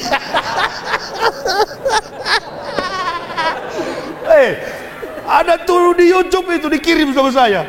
Sakit perut saya ketawa. Itu yang Muslim ketawa-ketawa dalam hatinya. Baca terus kau pir. Mana ada orang Islam mendengar yang begitu? Karena mereka kerja di Garuda, pura-pura saja dia dengar. Iya kan? Termasuk saudara saya itu yang satu, Robert Waloni itu, pensiunan Garuda itu, general manager. Maka saya tidak mau naik Garuda itu. Saya takut doa bapak kaminya, ala bapak kami. Kalau bahasa Ibraninya, abinu sebas samayem, yitkada semeka, tabu malkuteka, jasa resoneka, kaaser gambar atlem luken uten lanu hayom. Itu saya yang karang dalam bahasa Ibrani dulu. Adonai jismor kami kolra, yesemur et nafseta mi kolra, Adonai jismor ka kaufu eka me atawe at olamim. Yahudi tanduk di tembok, padahal doa kutukan. Mampus kalian semua dulu. Tapi Al-Quran dibaca, speak Arabic, pakai bahasa Arab. Allahu Akbar, jangan coba-coba. Di depan-depan kita ini ada output dari Madinah, betul. Output dari Mesir, betul. Output dari Makkah, betul. Video viral. Hati-hati, Yahya Waloni bisa tipu umat Islam. Tipu bagaimana? Sedangkan ayat ini ada hafiz Quran. Betul nggak tuh ayat tadi, Imam? Betul nggak? Iya bacaannya, tapi pada bonus daripada ini yang tidak. Ya kan, jadi orang membaca itu akan terlihat mana ahli. Nah kalau antum pintar masuk Islam, nanti diuji di dalam Islam. Setiap pengucapan lafaz tentang ayat-ayat Allah, makhraj dan apa namanya kalau dalam bahasa ini, diftongnya akan ketahuan. Nah, ini betul-betul memang orang terpelajar, cepat dia menguasai. Nah kalau di situ kan tidak. Itulah tadi saya bilang, pakai baca tulisan Indonesia. Ala Bapa, di kesempatan ini berkatilah kami. Dua orang di belakang cuma tengok-tengok, kiki, mampus kau. Tidak ada yang aminkan. Kita kalau kayak Bismillahirrahmanirrahim, Alhamdulillahirabbil alamin, hamdan syakirin, hamdan na'imin, hamdan yuafi ni'amahu wa dukafi mazida. Bahasa Arab. Ini bahasa Ibrani, dia tidak tahu juga bahasa Ibrani. Adonai jismor kami kolra, yesemor et nafseta mi kolra. Ya Tuhan kami, jauhkan kami sebagai bangsa yang terkutuk. Dia yang terkutuk, dia berdoa minta ampunan. Sudah berjelas terkutuk, bagaimana ada ampunan? Itu doa Bani Is. Makanya jidatnya dia tanduk di tembok ratapan. Nudup Yeremia, tembok di mana dia membunuh para 327 nabi di tembok itu. Itu kan tahu saya peristiwa-peristiwa pembunuhan nabi. Yahudi itu 300 lebih nabi dia bantai di situ. Ya, nabi yang luput dari tangan berdarah Yahudi cuma dua, Ahmad bin Abdullah, Isa al-Masih. Dua nabi inilah yang kemudian riwayatnya tercatat secara sempurna dalam yang menjadi perdebatan kaum kafirin wal mukmin. Orang kafir dan mukmin berdebat gara-gara studi tentang dua perjalanan hidup iman kedua nabi ini. Di sebelah sana menjadikan dia Tuhan, di sebelah sini menjadikan dia sebagai nabi. Di sini jadi Tuhan, di sini jadi nabi. Tapi kita ikut dari versi Tuhan. Bagaimana menurut Kristen? Turun ke dalam kerajaan maut, artinya Isa katanya mati, naik ke surga, duduk di sebelah kanan Allah Bapa. Alamak. Kata orang Malaysia, alamak. Betul ke? Naik ke surga, duduk di sebelah kanan Allah Bapa. Katanya di dunia Tuhan, sampai di surga tetap di sebelah kanan. Di mana-mana Yusuf Kala dan para menteri selalu di sebelah kiri kanan Jokowi, Pak Joko. Pak Joko di tengah, di sebelah kanan Yusuf Kala. Pak Joko Widodo presiden, wakilnya di sebelah kanan. Yang betul mana kira-kira? Yang menjadikan Tuhan atau yang menjadikan nabi? Sampai di atas, pakai versi dia. Sampai di atas tetap jadi nabi. Mana yang betul? Kristen atau Islam? Kristen atau Islam? Jangan pakai versi Al-Quran, pakai versi dia. Pakai versi dia, dia kalah. Sampai di sana pun tetap menjadi nabi. Jadi Nabi Isa itu nabi. Meja ini dari kayu. Yang buat meja ini pasti tukang kayu, carpenter. Carpenter statusnya adalah creature, pencipta. Sedangkan meja ini adalah creatures, ciptaan. Sampai kapanpun pencipta tetaplah pencipta, ciptaan tetaplah simple, logik dengan logika sederhana. Tidak bisa berubah. Sampai botak kepala para teolog. Sampai botak kepala orang kafir. Pencipta tetap pencipta. Ciptaan tetaplah ciptaan. Lebih baik saya miskin melarat hidup sebagai seorang Muslim daripada saya kaya raya digaji tapi masuk neraka. Keluar saya. Keluar. Itu UKI Papua itu saya yang dirikan. Ente mau menyangkal biodatanya itu semua sistem kurikulum yang dibangun dulu itu ada di Dirjen Bimas Protestan tahun 2003. Jadi silakan kau menyangkal sekarang di YouTube, tapi arsip daripada UKI Papua itu dari Sekolah Tinggi Teologi Calvinis yang saya dirikan dulu. Ini pendeta-pendeta di Papua masih hidup, ada yang sudah ke neraka, sudah mati. Ini terakhir yang saya wisuda. Jadi ada panitia tanya, kan dihebohkan saya. Ustadz sekolah di mana? Ya saya bilang saya tidak tamat SD. Tapi kok saya jadi rektor bagaimana ini? Iya, saya tidak tamat SD. Sama kalau tanya Rocky Gerung, kau ijazahnya apa? Tidak ada ijazah saya. Nah, tapi ada satu mata kuliah di UI yang tidak mampu diajarkan profesor, diajar oleh Rocky. Begitu juga saya. Bilang sajalah kalian jengkel, dulu mau tarik saya kembali, tapi saya tidak mau. Ditawarkan, nanti ditambahkan gajinya Pak Yahya, asal Bapak kembali. Tidak mau. Biar sajalah makan singkong, yang penting masuk surga. Masuk surga. Bukan masuk Islam. Masuk surga. Daripada makan roti masuk neraka. Inilah tubuh Kristus. Roti dipecah-pecah. Roti. Kristus mati karena dosa-dosa kita. Inilah tubuh Kristus. Roti dibeli Cina, kafir di situ dipotong-potong. Makanlah, makan. Begitu dimakan roti, anggur kolesom. Inilah darah Yesus. Minumlah kalian. Darahnya sebagai lambang penebusan dosa-dosa kita. Allahu Akbar. Minum. Waktu minum itu, ibu-ibu yang tak biasa minum anggur, pulang dari gereja, miring. Karena mengandung kadar alkohol 5% anggur kolesom. Itu saya lakukan lama kok, bagaimana? Di Islam boleh minum anggur. Hamer haram. Judi haram. Hamer haram. Gahwa halal thayyiban. Anak syarab gahwa, bismillah. Kalau di Islam bukan anggur, air putih. Ini kalau air putih begini minuman orang di rumah sakit. Kalau minuman penceramah gahwa. Kopi ireng. 2 minggu saya bisa bahasa Jawa kalau tinggal di Jawa sini. Tapi keras tetap tidak boleh robah. Ini sudah karakter. Jangan suka-suka ikuti cara orang, pakai cara sendiri. Mengikuti gaya-gaya orang itu tuh jadi penjilat akhirnya. Biar saja dengan gaya begini, nggak usah robah-robah. Di dalam Islam itu kan ada 4 sahabat Nabi. Ada yang Abu Bakar, Utsman, Ali, dan Umar bin Khattab. Ustadz Somad mungkin Abu Bakar, tapi saya tetap Umar bin Khattab. Apapun tetap saya libas. Kau lapor, semakin kencang saya ceramah.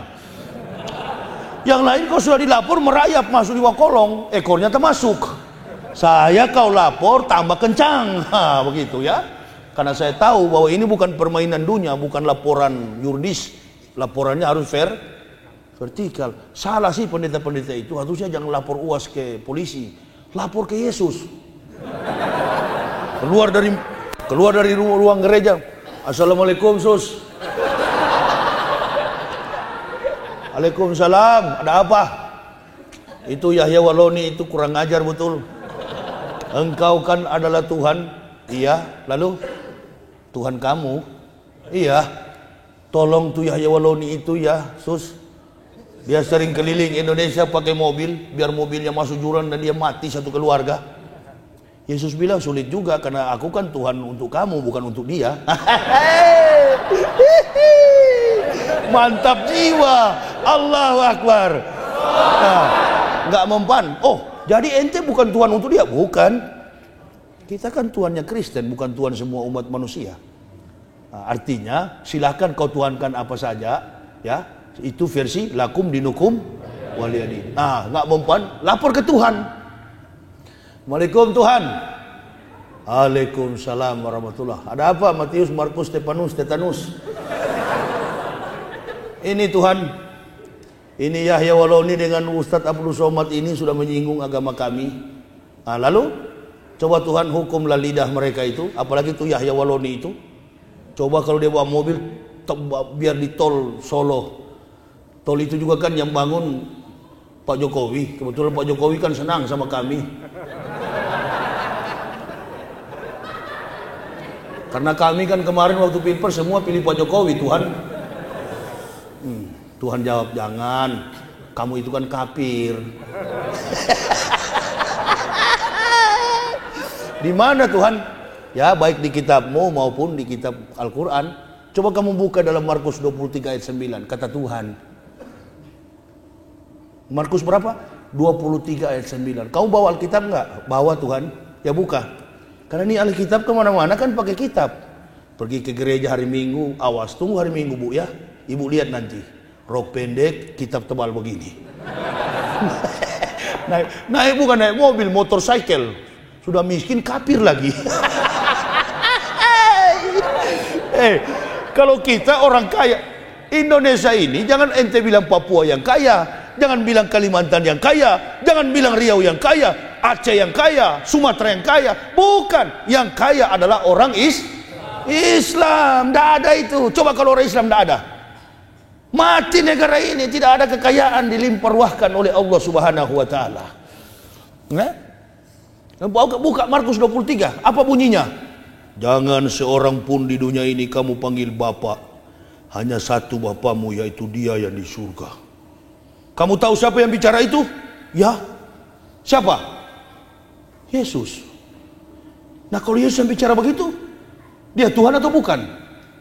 Ya jelas bukan dong. Nah, kenapa kamu tuhankan Dia?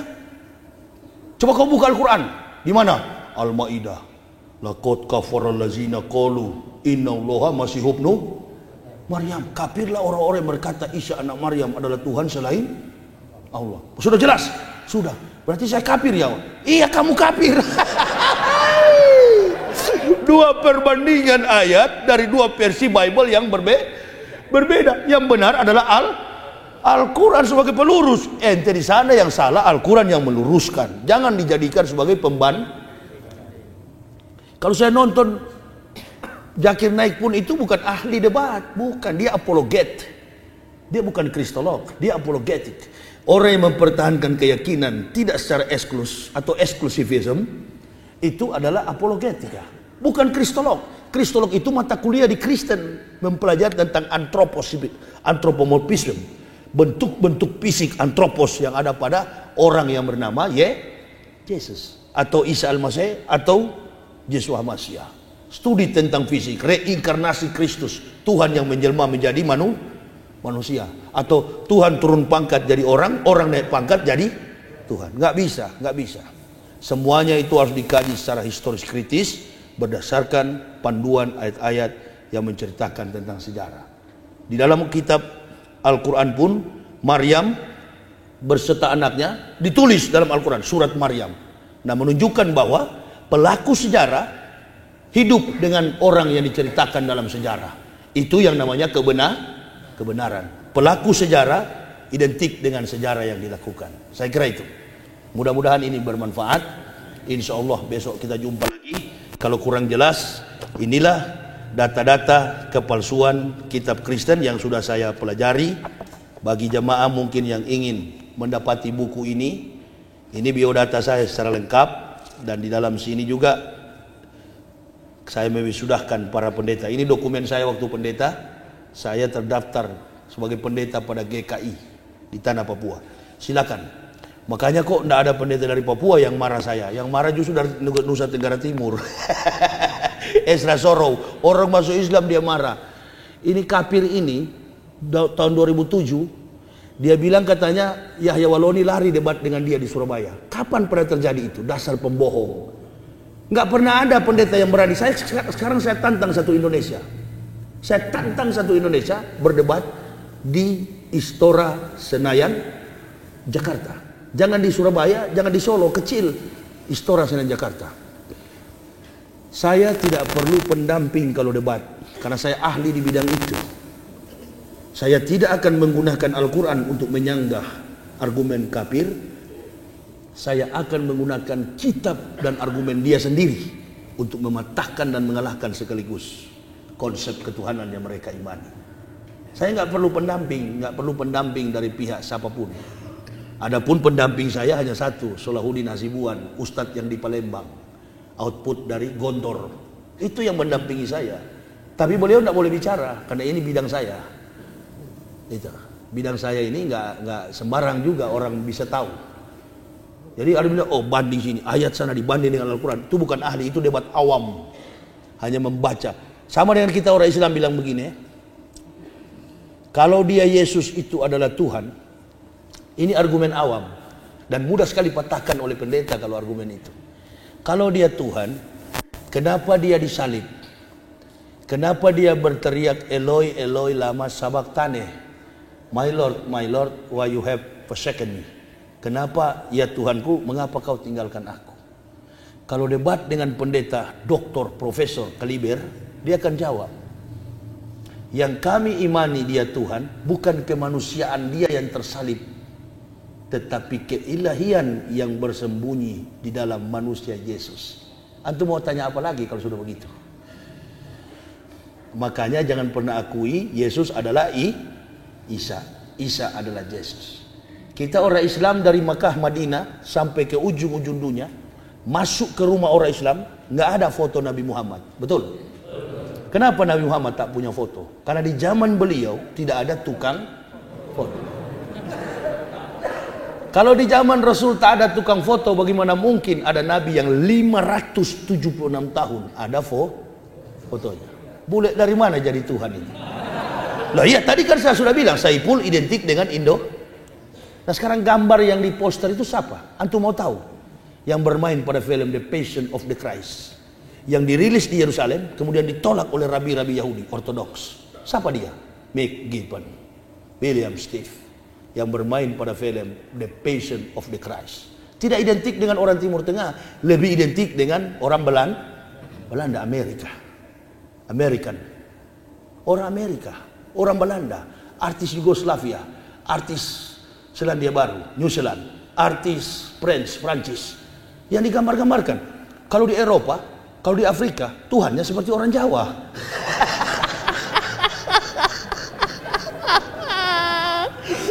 Namanya Suyono, begitu. Jadi menipu, mengkamuflase sebuah kasta, mengkamuflase sebuah kasta, ditipu nih masyarakat ini. Untuk menutupi kebohongan kitabnya, dihadirkan manusia tersiksa seolah-olah mati di kayu salib. Padahal eksekusi salib itu bukan Tuhan disalib. Mustahil Tuhan disalib. Yang tersalib itu adalah Barsabas.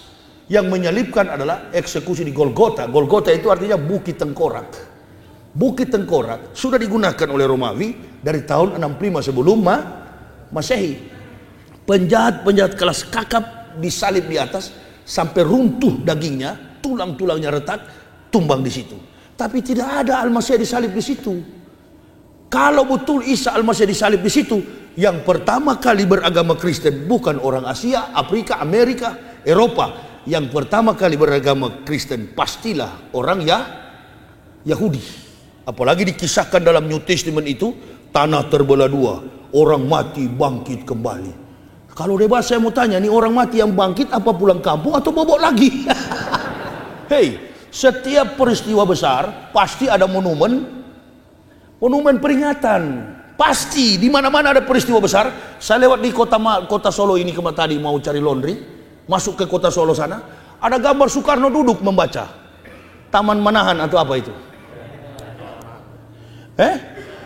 Iya, saya bilang istri saya, yuk kita mampir sebentar situ, duduk kita.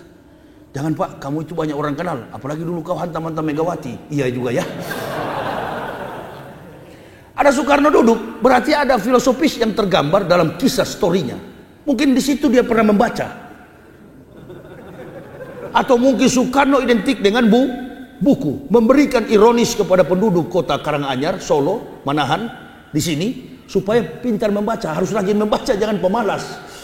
Mengingatkan manusia supaya rajin membaca. Bisa jadi begitu. Nah, kalau kematian Yesus betul, di mana salibnya? Orang Yahudi agamanya sekarang bukan Kristen, agama mereka adalah Yudaisme. Kitabnya Talmud, isinya Torah, Nebiim, Ketubim, Tenak. Bible Kristen itu, New Testament, Old Testament itu 66 kitab, 39 diadopsi dari kitab Bani Israel, 27 kitab itu adalah dongeng dan tahyul. Diambil syarat dengan muatan surat tangan Paulus. Jadi itu bukan firman dari Allah, itu konsep yang dibangun dari otak ke otak. Makanya judul kitabnya nama-nama orang. Siapa yang dapat temuan bikin kitab. Matius, Markus, Lukas, Yohanes, Kisah Para Rasul, Rum, Filipus, Timotius. Itu semua murid-murid Paulus. Lukas. Makanya itu Lukas 5 ayat 3, Bisul 7 ayat 8. Bingung saya. Markus bilang lompat ke kanan, Markus bilang salto ke kiri. Saya sudah tahu nih bohong-bohongin dari dulu. Tapi masuk Islam itu saya berpikir, kalau masuk Islam pasti hilang gaji besar ini. Tapi alhamdulillah begitu masuk Islam nggak berpengaruh sampai ke situ. Bohong itu kalau ada mualaf ke masjid, mualaf tolong bantu. Itu bukan mualaf, kualat. Yang suka ke masjid minta-minta. Jadi yang dia kisahkan pengeluhan, siksaan. Orang Islam itu tak boleh sedih, selalu gembira, selalu kuat, dan tidak pernah mengadu kecuali hanya kepada Allah Subhanahu wa Ta'ala. Saya kira gitu ya. Nanti kita ketemu di tempat lain lagi. Insya Allah besok saya akan pulang. Saya usai acara di mana itu, Pak Agus? Itu festival apa itu? Muslim Fest, Muslim Festival. Jadi itu ada beberapa kiai, beberapa ustadz yang akan tampil. Saya ini yang dari kafir. Ya, saya bukan ustadz sebenarnya. Lain kali kalau mau panggil saya persilakan berdakwah. Jangan panggil ustadz, panggillah al-muhtadin. Mayyahdillahu fahuwal muhtadin wa mayudlil faulaika humul khasirun. Barang siapa yang diberi petunjuk, maka dia adalah orang yang mendapat petunjuk. Muhtadin. Tapi ada muhtadin di Jakarta Utara, pancuri handphone. Pancuri handphone. Kita pakai nama Muhammad, sedikit-sedikit masuk penjara. Jaga akhlak, sekali lagi persatuan, tetapi akhlak juga tetap dijaga. Hati-hati, bersatulah kita, kuatkan saudara-saudara kita Muslim, bersatu dari perbedaan mazhab, NU, Muhammadiyah, Banser, Ansor, FPI, mari kita bersatu. Kemarin FPI dan Ansor saya persatukan di Pontianak sana. FPI dengan Ansor, Banser bersatu semua. Tinggal di Jawa lagi saya mau bikin bersatu. Saya pernah ceramah di Solo sini, di Gunung Lawu sana. Pas saya ceramah, di bawah juga ada Banser dengan kiai siapa itu yang rambut besar. Turun saya begini, dia kasih Assalamualaikum Ustaz. Waalaikumsalam. Jangan bakar bendera ya. Siap. Dia nyaut juga, siap. Tidak. Maksudnya jangan bakar bendera tauhid. Lantang juga dia, siap. Dia tidak lempar saya dengan batu. Pengawal saya sudah duluan ke depan. Karena di mobil ini kan saya dari 13 tahun berdakwah cuma bertiga. My bodyguard itu anak saya. Badannya besar sekali bodyguard saya itu, namanya Muhammad Ibnu. Saya ada bodyguard di mobil itu. Tingginya 193 cm. Badannya kekar, namanya Muhammad Ibnu Syawal. He was born 17 Juli tahun 2017. Dia baru lahir tahun 2017. Panitia masjid bilang, siapa pendampingmu Ustaz? Mana pengawal? Saya bilang ada bodyguard lagi tidur di mobil. Wah, masa Ustaz ke masjid bodyguardnya tidur? Iya, pemalas betul dia. Dia intip, sudah, kesebangun. Nggak ada Ustaz, cuma ada anak kecil. Ya itulah bodyguard saya. Namanya Muhammad Ibnu Syawal. Masih mimik dia, masih netek. Ikut, dari kandungan sampai umur 2 tahun, ikut berdakwah. Alhamdulillah, tak pernah sakit. Atas ridho dari Allah Subhanahu wa Ta'ala. Insya Allah kita jumpa besok siang. Saya pamit, sudahkan ceramah ini. Bagi ibu bapak, saudara-saudaraku yang berminat untuk memiliki buku saya ini dengan judul Kebenaran Islam Menurut Mantan Pendeta, silakan. Ini ajalah dulu dibantah oleh pendeta-pendeta itu. Tolong, Kebenaran Kristen Menurut Mantan Kiai, kan begitu.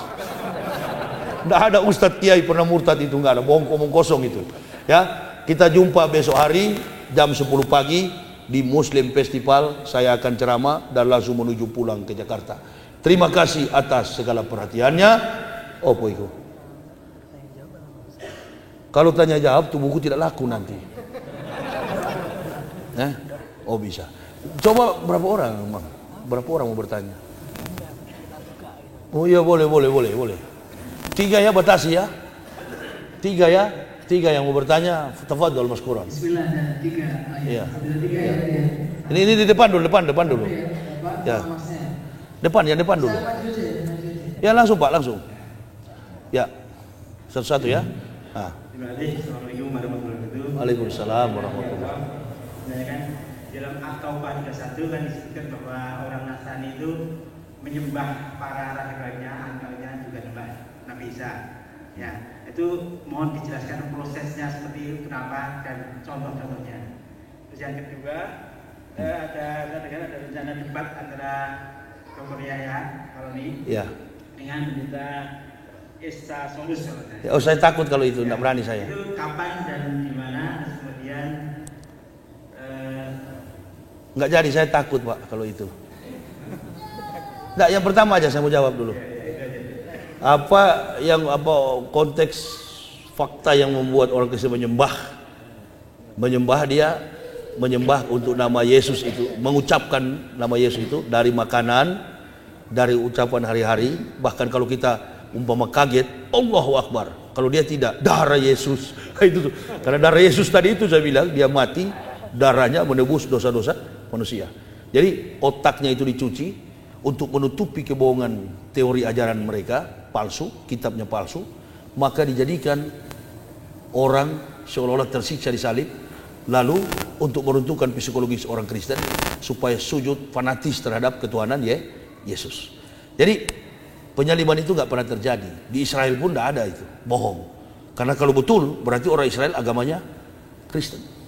Itu sudah ya, saya kira. Jadi dalam ucapan tutur kata terkait dengan si kafir itu, debat itu sebenarnya diselenggarakan oleh Abdullah Wasian Foundation Surabaya.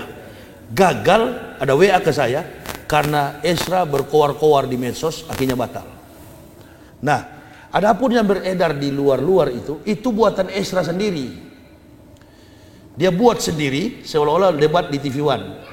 Bapak jangan tanya ke saya, harusnya tanya ke TV One. Ini kafir ini tahun 2007 ini Esra ini begini. Gereja itu saya jelaskan dari atas dulu. Gereja itu pimpinannya kalau kita MUI kan, kalau dia bukan MUI, PGI, Persekutuan Gereja Indonesia. PGI itu ketuanya itu Profesor Doktor. Kalau dia yang ngomong, kalau dia yang bicara akan ada debat. Yahya Waloni ini begini. Nah itu perlu dipertimbangkan oleh jamaah. Tapi ini kan belum tahu ini Esra ini pendeta atau bukan. Karena setiap dia pidato nggak ada jamaah begini. Bapak belum tahu nih permainan Kristen. IT, informasi informasi telekomunikasi, handphone ini itu mereka yang kuasai, salibis. Bahkan TV swasta pun milik orang-orang kafir. Jadi sengaja dia lempar ke publik itu, sementara saya tidak tahu. Makanya kalau jemaah tanya saya bingung. Kalau betul terjadi debat di TV One, pasti TV One menelpon saya. Makanya Bapak lihat, saya sudah jengkel, saya rekam di tahajud itu dan saya viralkan. Karena saya buta soal begini, handphone, nggak tahu saya viralkan. Saya suruh remaja masjid, viralkan. Bahwa saya tidak menantang hanya Esra, semua satu pendeta di Indonesia. Adakah balasan dari komentar saya itu? Saya minta bukan di TV One, bukan juga di Surabaya, kan sudah gagal karena mulutnya berkoar-koar, akhirnya tercium oleh BK Badan Kemunafikan Umat Beragama itu. Nah, karena di situ kan terkumpul munafik-munafik semua, biar ada di sini tidak peduli saya. BKUG itu kan Badan Kemunafikan Umat Beragama. Jadi dia baku puji itu agamanya betul, di belakang-belakang dia baku jelek. Munafik nggak itu kira-kira? Lebih baik orang kafir pun kalau bilang agamanya lebih betul dari agama Islam, bagus dia walaupun kafir tapi jujur. Yang kurang ajar ini yang beragama Islam tapi mengaku agamanya sama dengan kafir. Itu kafir, lebih kafir daripada kafir. Boleh kira-kira? Jadi mengenai debat itu tanya aja sama Esra langsung, di mana Esra? Saya mau urus jadwal begini padat, belum lagi November Maulud Nabi, di mana-mana saya ceramah. Tidak ada urusan saya dengan itu. Dan saya menantang 1 kali 24 jam. Bukan main-main saya bikin video itu satu Indonesia. Ini saya ceramah begini, ini kan sebentar di YouTube. Satu Indonesia tonton, Bapak mau tanya saya. Kalau betul jadi debat itu, TV One sudah ada iklan. Nah, begitu lagunya. Ustadz Yahya Waloni, baru muncul tuh monyet kafir itu. Bapak kalau Esra saya sudah tampelin ini. Jadi kira-kira begini Pak, tanyakan ke Karni Ilyas. Karni Ilyas satu kompleks dengan saya di Cibubur, di kota wisata. Lari pagi dia yang suruh saya ceramah di TV One. Banyak televisi mau undang saya tolak. Lumayan dokter, biar kamu begini ceramah 1-2. Katanya supaya jadi kaya begitu Saya tolak, sedangkan orang mau atur dakwah saya di Jakarta, event organizer, saya usir dari rumah. Saya ini ustadz liar. Saya tidak suka dikawal, dan saya juga tidak suka rame-rame. Karena kalau rame-rame kita mudah diadu domba oleh kafir. Saya tidak pernah gabung di NU Muhammadiyah, nggak mau saya. Tapi saya senang kalau umat Islam ini bersatu.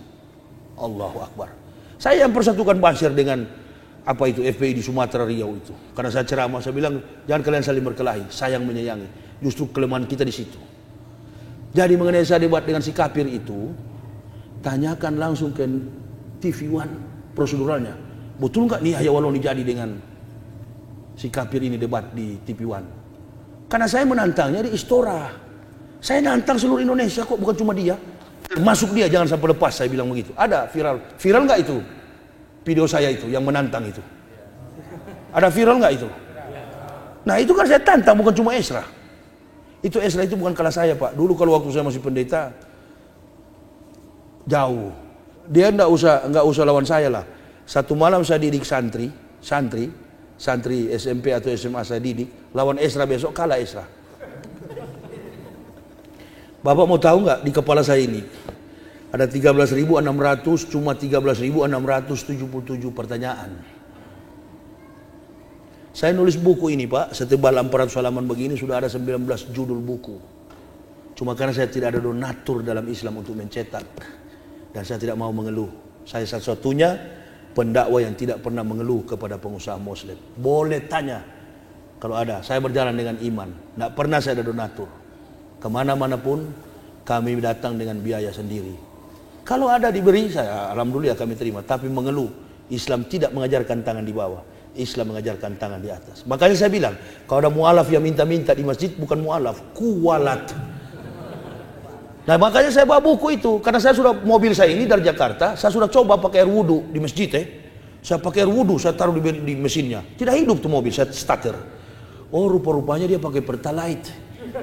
Nah, karena dia pakai Pertamax, dia pakai Pertalite, saya mesti bawa buku ini supaya bisa beli Pertalite gitu. Kalau minta-minta itu bukan watak orang Islam. Makanya kalau goblok, otak tumpul, perut hidup miskin, jangan masuk Islam. Karena Islam bukan agama pelarian. Islam itu tidak membutuhkan kuantitas. Yang Islam membutuhkan kafir-kafir itu adalah kualitas. Dari Corbusier aja masuk Islam karena penuntunnya berpakaian sembarangan. Dedi juga begitu, masuk masjid nggak pakai kopiah, kadang kala pakai kaos kasih tunjuk otot. Ada yang lebih berotot dari ente. Jadi siapa itu? Malaikat maut. Sekali dia cubit kamu, terlipat kau di sajadah situ. Ya iyalah. Antum mau tanya apa dek? Sudah jelas kira-kira Pak? Tanya ke Karni Ilyas. Ya. Pakai mic supaya lain dengar. Ustaz Dr. Muhammad Yahya Waloni, semoga Allah senantiasa bersama Ustaz. Amin. Ustaz, saya bingung Ustaz. Rumah saya 5 kilo arah utara dari sini. Apa itu? Di mana? Di mana dek? Klodran. Masih Solo. Perbatasan sama Boyolali.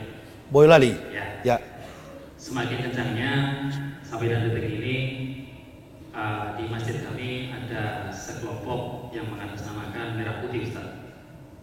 Jadi beliau juga Islam dan begitu menunjukkan sikap nusantaranya.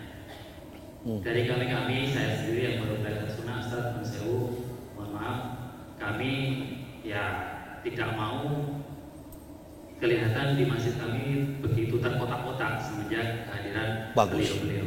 Bagus. Apa yang harus kami lakukan, Ustaz? Sabar. Innallaha.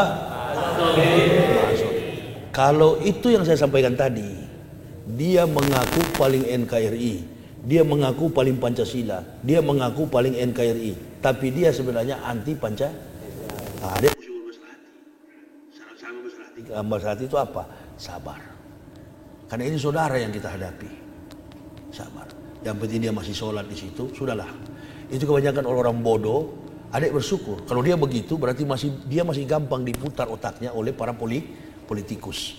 Kacau di Ambon, kacau di Poso, bukan perang agama. Tidak ada perang agama di Indonesia.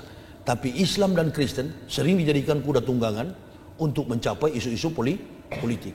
Yang bahaya itu kan bukan sekarang, yang dulu kemarin waktu Pilpres, berdarah-darah kita. Bayangkan bulan Ramadan dihiasi dengan macam-macam dosa, saling bunuh, saling lempar, saling fitnah waktu Pilpres kemarin. Jadi orang-orang itu sebenarnya orang-orang bodoh yang ditipu otaknya oleh para politikus busuk yang beragama kafir. Lupa. Mana alasannya, Ustaz? Waktu sidang Prabowo di MK, ada satu pengakuan dari seorang, siapa ini yang lidahnya agak telor begitu, apa namanya? Peluh. Dia mengatakan, bilang mereka anti Pancasila, bilang mereka tidak NKRI. Statement itu keluar siapa? Hasto Kristianto, kafir. Itu yang ajarkan. Jadi umat Islam ini sebenarnya potensial sekali untuk mereka ajak untuk supaya membenci sesama Muslim. Nah, adik mau hadapi bagaimana mereka?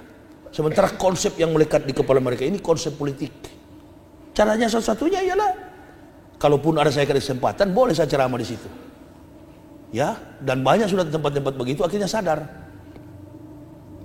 Undang ustadz-ustadz yang bijak, yang netral, yang tidak memihak kepada cebong dan kampret dulu. Tapi ustadz sekarang ini nyalinya payah juga saya lihat. Ya, imanuhum fi amplopihim dia. Bukan cuma amplop juga, memang penakut. Memang dasar kalau sudah diancam sekali. Saya sudah 13 kali lapor, pernah muncul di televisi. Dan saya langsung datang ke Mabes Polri sana. Sudah dilapor saya jenderal. Terlalu kooperatif ini Ustaz. Enggak, saya bilang sudah lelah juga kesana kemari berdakwah. Saya pingin sekali masuk penjara ini. Ya, begitu ya. Karena memang mesti begitu. Mesti pakai watak Umar yang betul-betul Umar, bukan buat-buat Umar. Saya juga kadang-kala di jalan itu, baju kotor, ini saja baru bersih, baru dicuci tadi, keliling cari laundry. Kadang-kala kalau berdakwah di pedalaman, mampir di kali, cuci di kali, cari musola. Pernah diusir kami. Marah-marah tuh yang apa itu marbot, banting ember. Air sudah susah. Nah, cuci baju saya karena baju memang kering, acaranya nanti Isya, tapi mampir jaraknya 120 lebih kilometer. Saya cuci baju di situ. Dipikir jamaah tablik saya. Parkir mobil di situ, istri anak tidur di tempat akhwat itu, cuci baju. Begitu dilihat saya bilang, berapa banyak air dibayar tiap bulan? Pak Ustadz ya Masya Allah. Rezeki apa yang datang sama saya? Rezeki apa kau banting-banting itu ember tadi? Bukan Ustadz, saya kira Ustadz Hurus. Hurus itu kan jemaah tablik yang kadang-kala datang satu kompi. Habis itu air mau bayar. Masya Allah, saya sampai sabarlah Pak Imam, nanti saya bayar 2 kali lipat. Berapa tiap bulan air dibayar? Enggak apa Ustadz, mampu kuat-kuat jemaah di sini. Pergi dia ke tempat tak tahu kemana, datang pedagang baju. Sudah terkumpul orang di situ, jadilah ceramah di situ. Tambah hari, tambah jadwal. Nah itulah manajemen saya, ketemu langsung ceramah. Kalau yang lain mesti antri dulu kawan. Antri dulu, hitung dulu berapa, iya kan? Perhitungannya berapa, budgetnya segala macam. Satu kali ceramah huha-huha puluhan juta. Aduh, saya tadi baru lihat, Masya Allah ekonomi orang yang di kota agak makmur. Sayang saya jalan ke sana keliling, Allahu Akbar. Ya mudah-mudahanlah Solo ini nanti dirubah oleh Allah.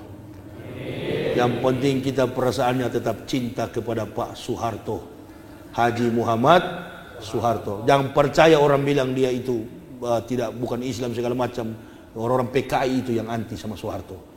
Kita baru nanti begini baru ingat sama Pak Harto. Ayah saya tentara. Berani, pernah satu waktu di dalam mobil taksi, orang jelek-jelekan Soeharto, sopir taksi. Dia langsung ke sebelah dia tampilin itu sopir taksi. Dia bilang, kau tidak tahu kita ini hidup karena beliau. Padahal memang pendukungnya, ayah saya tentara angkatan darat. Jangan coba-coba jelekan Pak Harto di depan. Dia mau meninggal dunia, dia bilang jangan jelek-jelekan itu. Apalagi kau sudah Islam. Alhamdulillah. Macan Asia.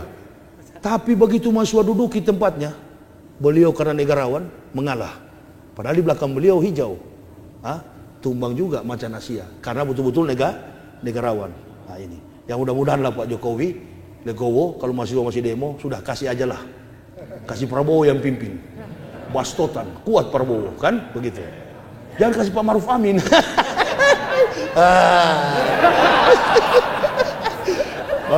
baru satu ronde rubuh, baru satu ronde robo nanti. Ya, Insya Allah kalau Pak Jokowi tidak, berarti Pak Maruf. Pak Maruf bagus juga, kembali lagi jadi kiai. Yang kami tidak suka, beliau jadi wakil itu. Kalau mau langsung jadi presiden, kami bangga. Ya, tapi bagaimana umur sudah begini? Nanti naik pesawat, siapa yang mau pegang di sarung? Allahu Akbar. Tapi nggak apa-apa lah, biarlah. Kalau beliau jadi presiden ditakdirkan Allah, kita bersyukur. Alhamdulillah. Karena ulama. Berarti kembali lagi. Tapi kalau wakil tetap politikus. Ya, kalau dia jadi presiden, Pak Maruf berarti adalah ulama. Saya kira itu nggak usah tanya-tanya banyak lagi. Satu lagi, apa lagi? Nama saya Ahmad, mahasiswa UMS. Ya. Tadi kan dikatakan bahwa Yesus itu dalam keyakinan Kristen berasal dari, kalau nggak salah, teologi Yunani. Ya. Atau filsafat manusia. Yang saya tanyakan, bagaimana ketika kita umat Muslim mempelajari filsafat, dan apakah itu dianggap menyerupai kaum Kristen atau? Oh no. Yang dilarang dalam Islam itu, filsafat itu adalah induk dari segala macam pengetahuan ilmu.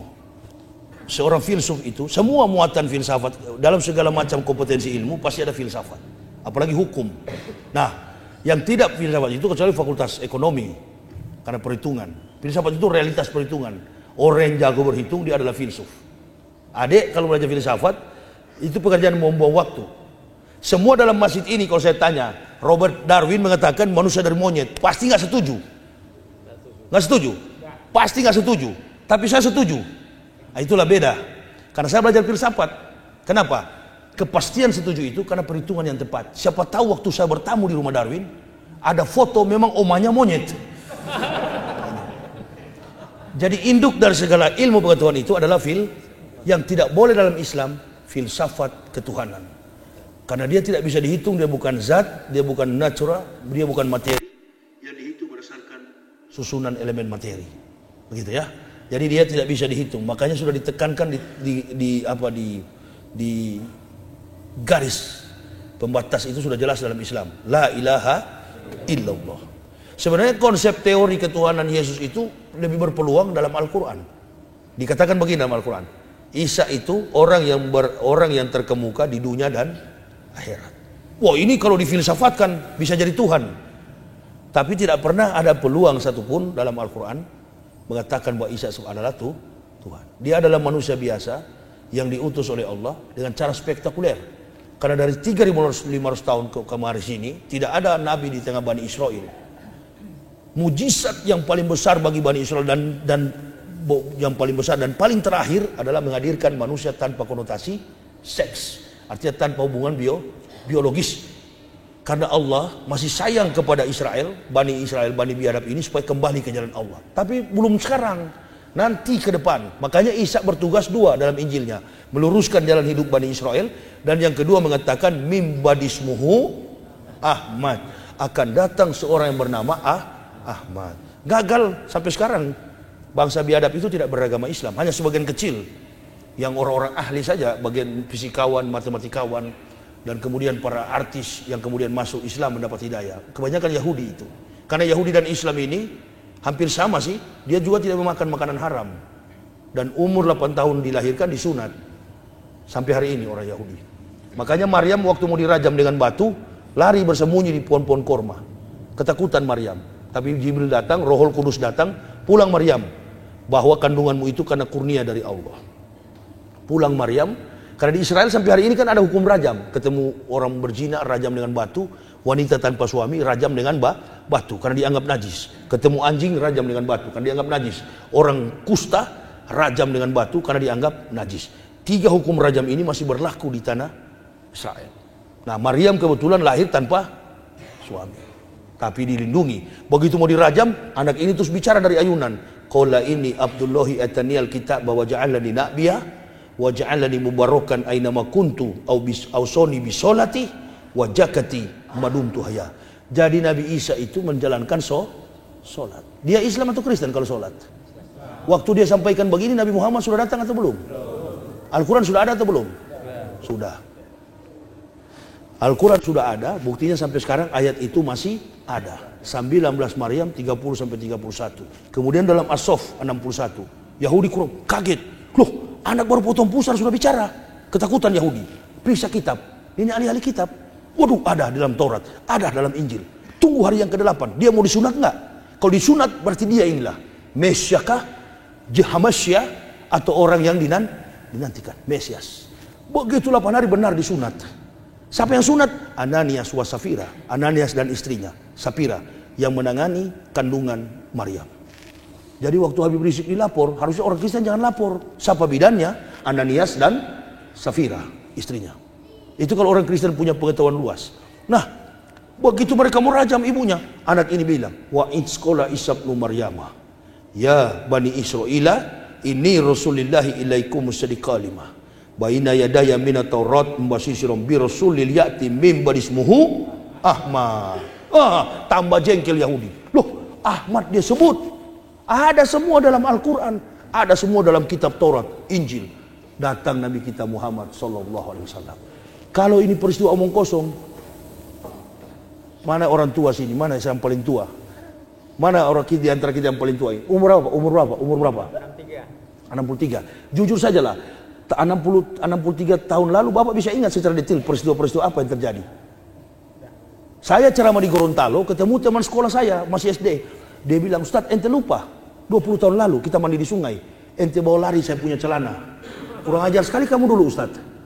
Saya tidak ingat, tapi dia ingat. Artinya begini, memori manusia ini hanya mampu merekam peristiwa maksimal 30 tahun. Siapa yang kasih tahu Nabi Muhammad jaraknya 576 tahun lalu membuat kitab buku ini yang tersusun secara sistematis, kontekstualis, teologis, and rasional. Tolong bantah itu. Makanya Al-Quran bantah. Kalau kamu kafir dan munafik mau bantah kami, mengatakan kami pendusta, semisal satu surat saja kalian buat, kalau boleh, satu surat bukan satu kitab. Sampai hari ini Al-Quran tantang, tidak ada yang berani. Dan pernah terjadi itu di Eropa, konven pendeta di dunia, dia robah tuh Alkitab. Apa dia bilang? Saya menghadapi kesulitan karena setiap kata dikunci oleh Muhammad dengan angka 9. Setiap kata dalam Al-Quran ini ujungnya 9. Kalau dia puluhan, 19. Kalau dia seratusan, 109, 129. Setiap kata sinonimisasi Al-Quran dikunci dengan angka 9. Itu yang dimaksud, kami yang menurunkan, kami yang menjaga. Asal jangan salah hitung. Saya sudah hitung secara detail. Setiap kata dikunci dengan angka 9. Kapan Nabi Muhammad belajar komputer? Karena yang bisa mengunci angka dalam prediksi angka itu hanya komputer. Saya kira lebih banyak lagi. Nantilah bagaimana orang-orang jenius yang masuk Islam berdasarkan keterangan versi Al-Quran. Itu di judul di tempat yang lain. Nanti kehabisan bahan semua di sini. Honor juga mesti ditambah sebenarnya kalau sudah jam begini. Ya, saya kira begini yang bisa saya sampaikan. Untuk lebih jelasnya pandangan tentang kerasulan Nabi Muhammad menurut Bible dan kebohongan ajaran Kristen, silakan baca buku ini dengan judul Kebenaran Islam menurut Mantan Pendeta. Disambut oleh Dirjen Bimas Islam, Departemen Agama Republik Indonesia. Kalau yang ingin memilikinya, ambil di mobil saya. Dia tidak boleh bawa di sini, Ji. Di masjid tidak boleh berjualan. Silakan ada di mobil saya Fortuner.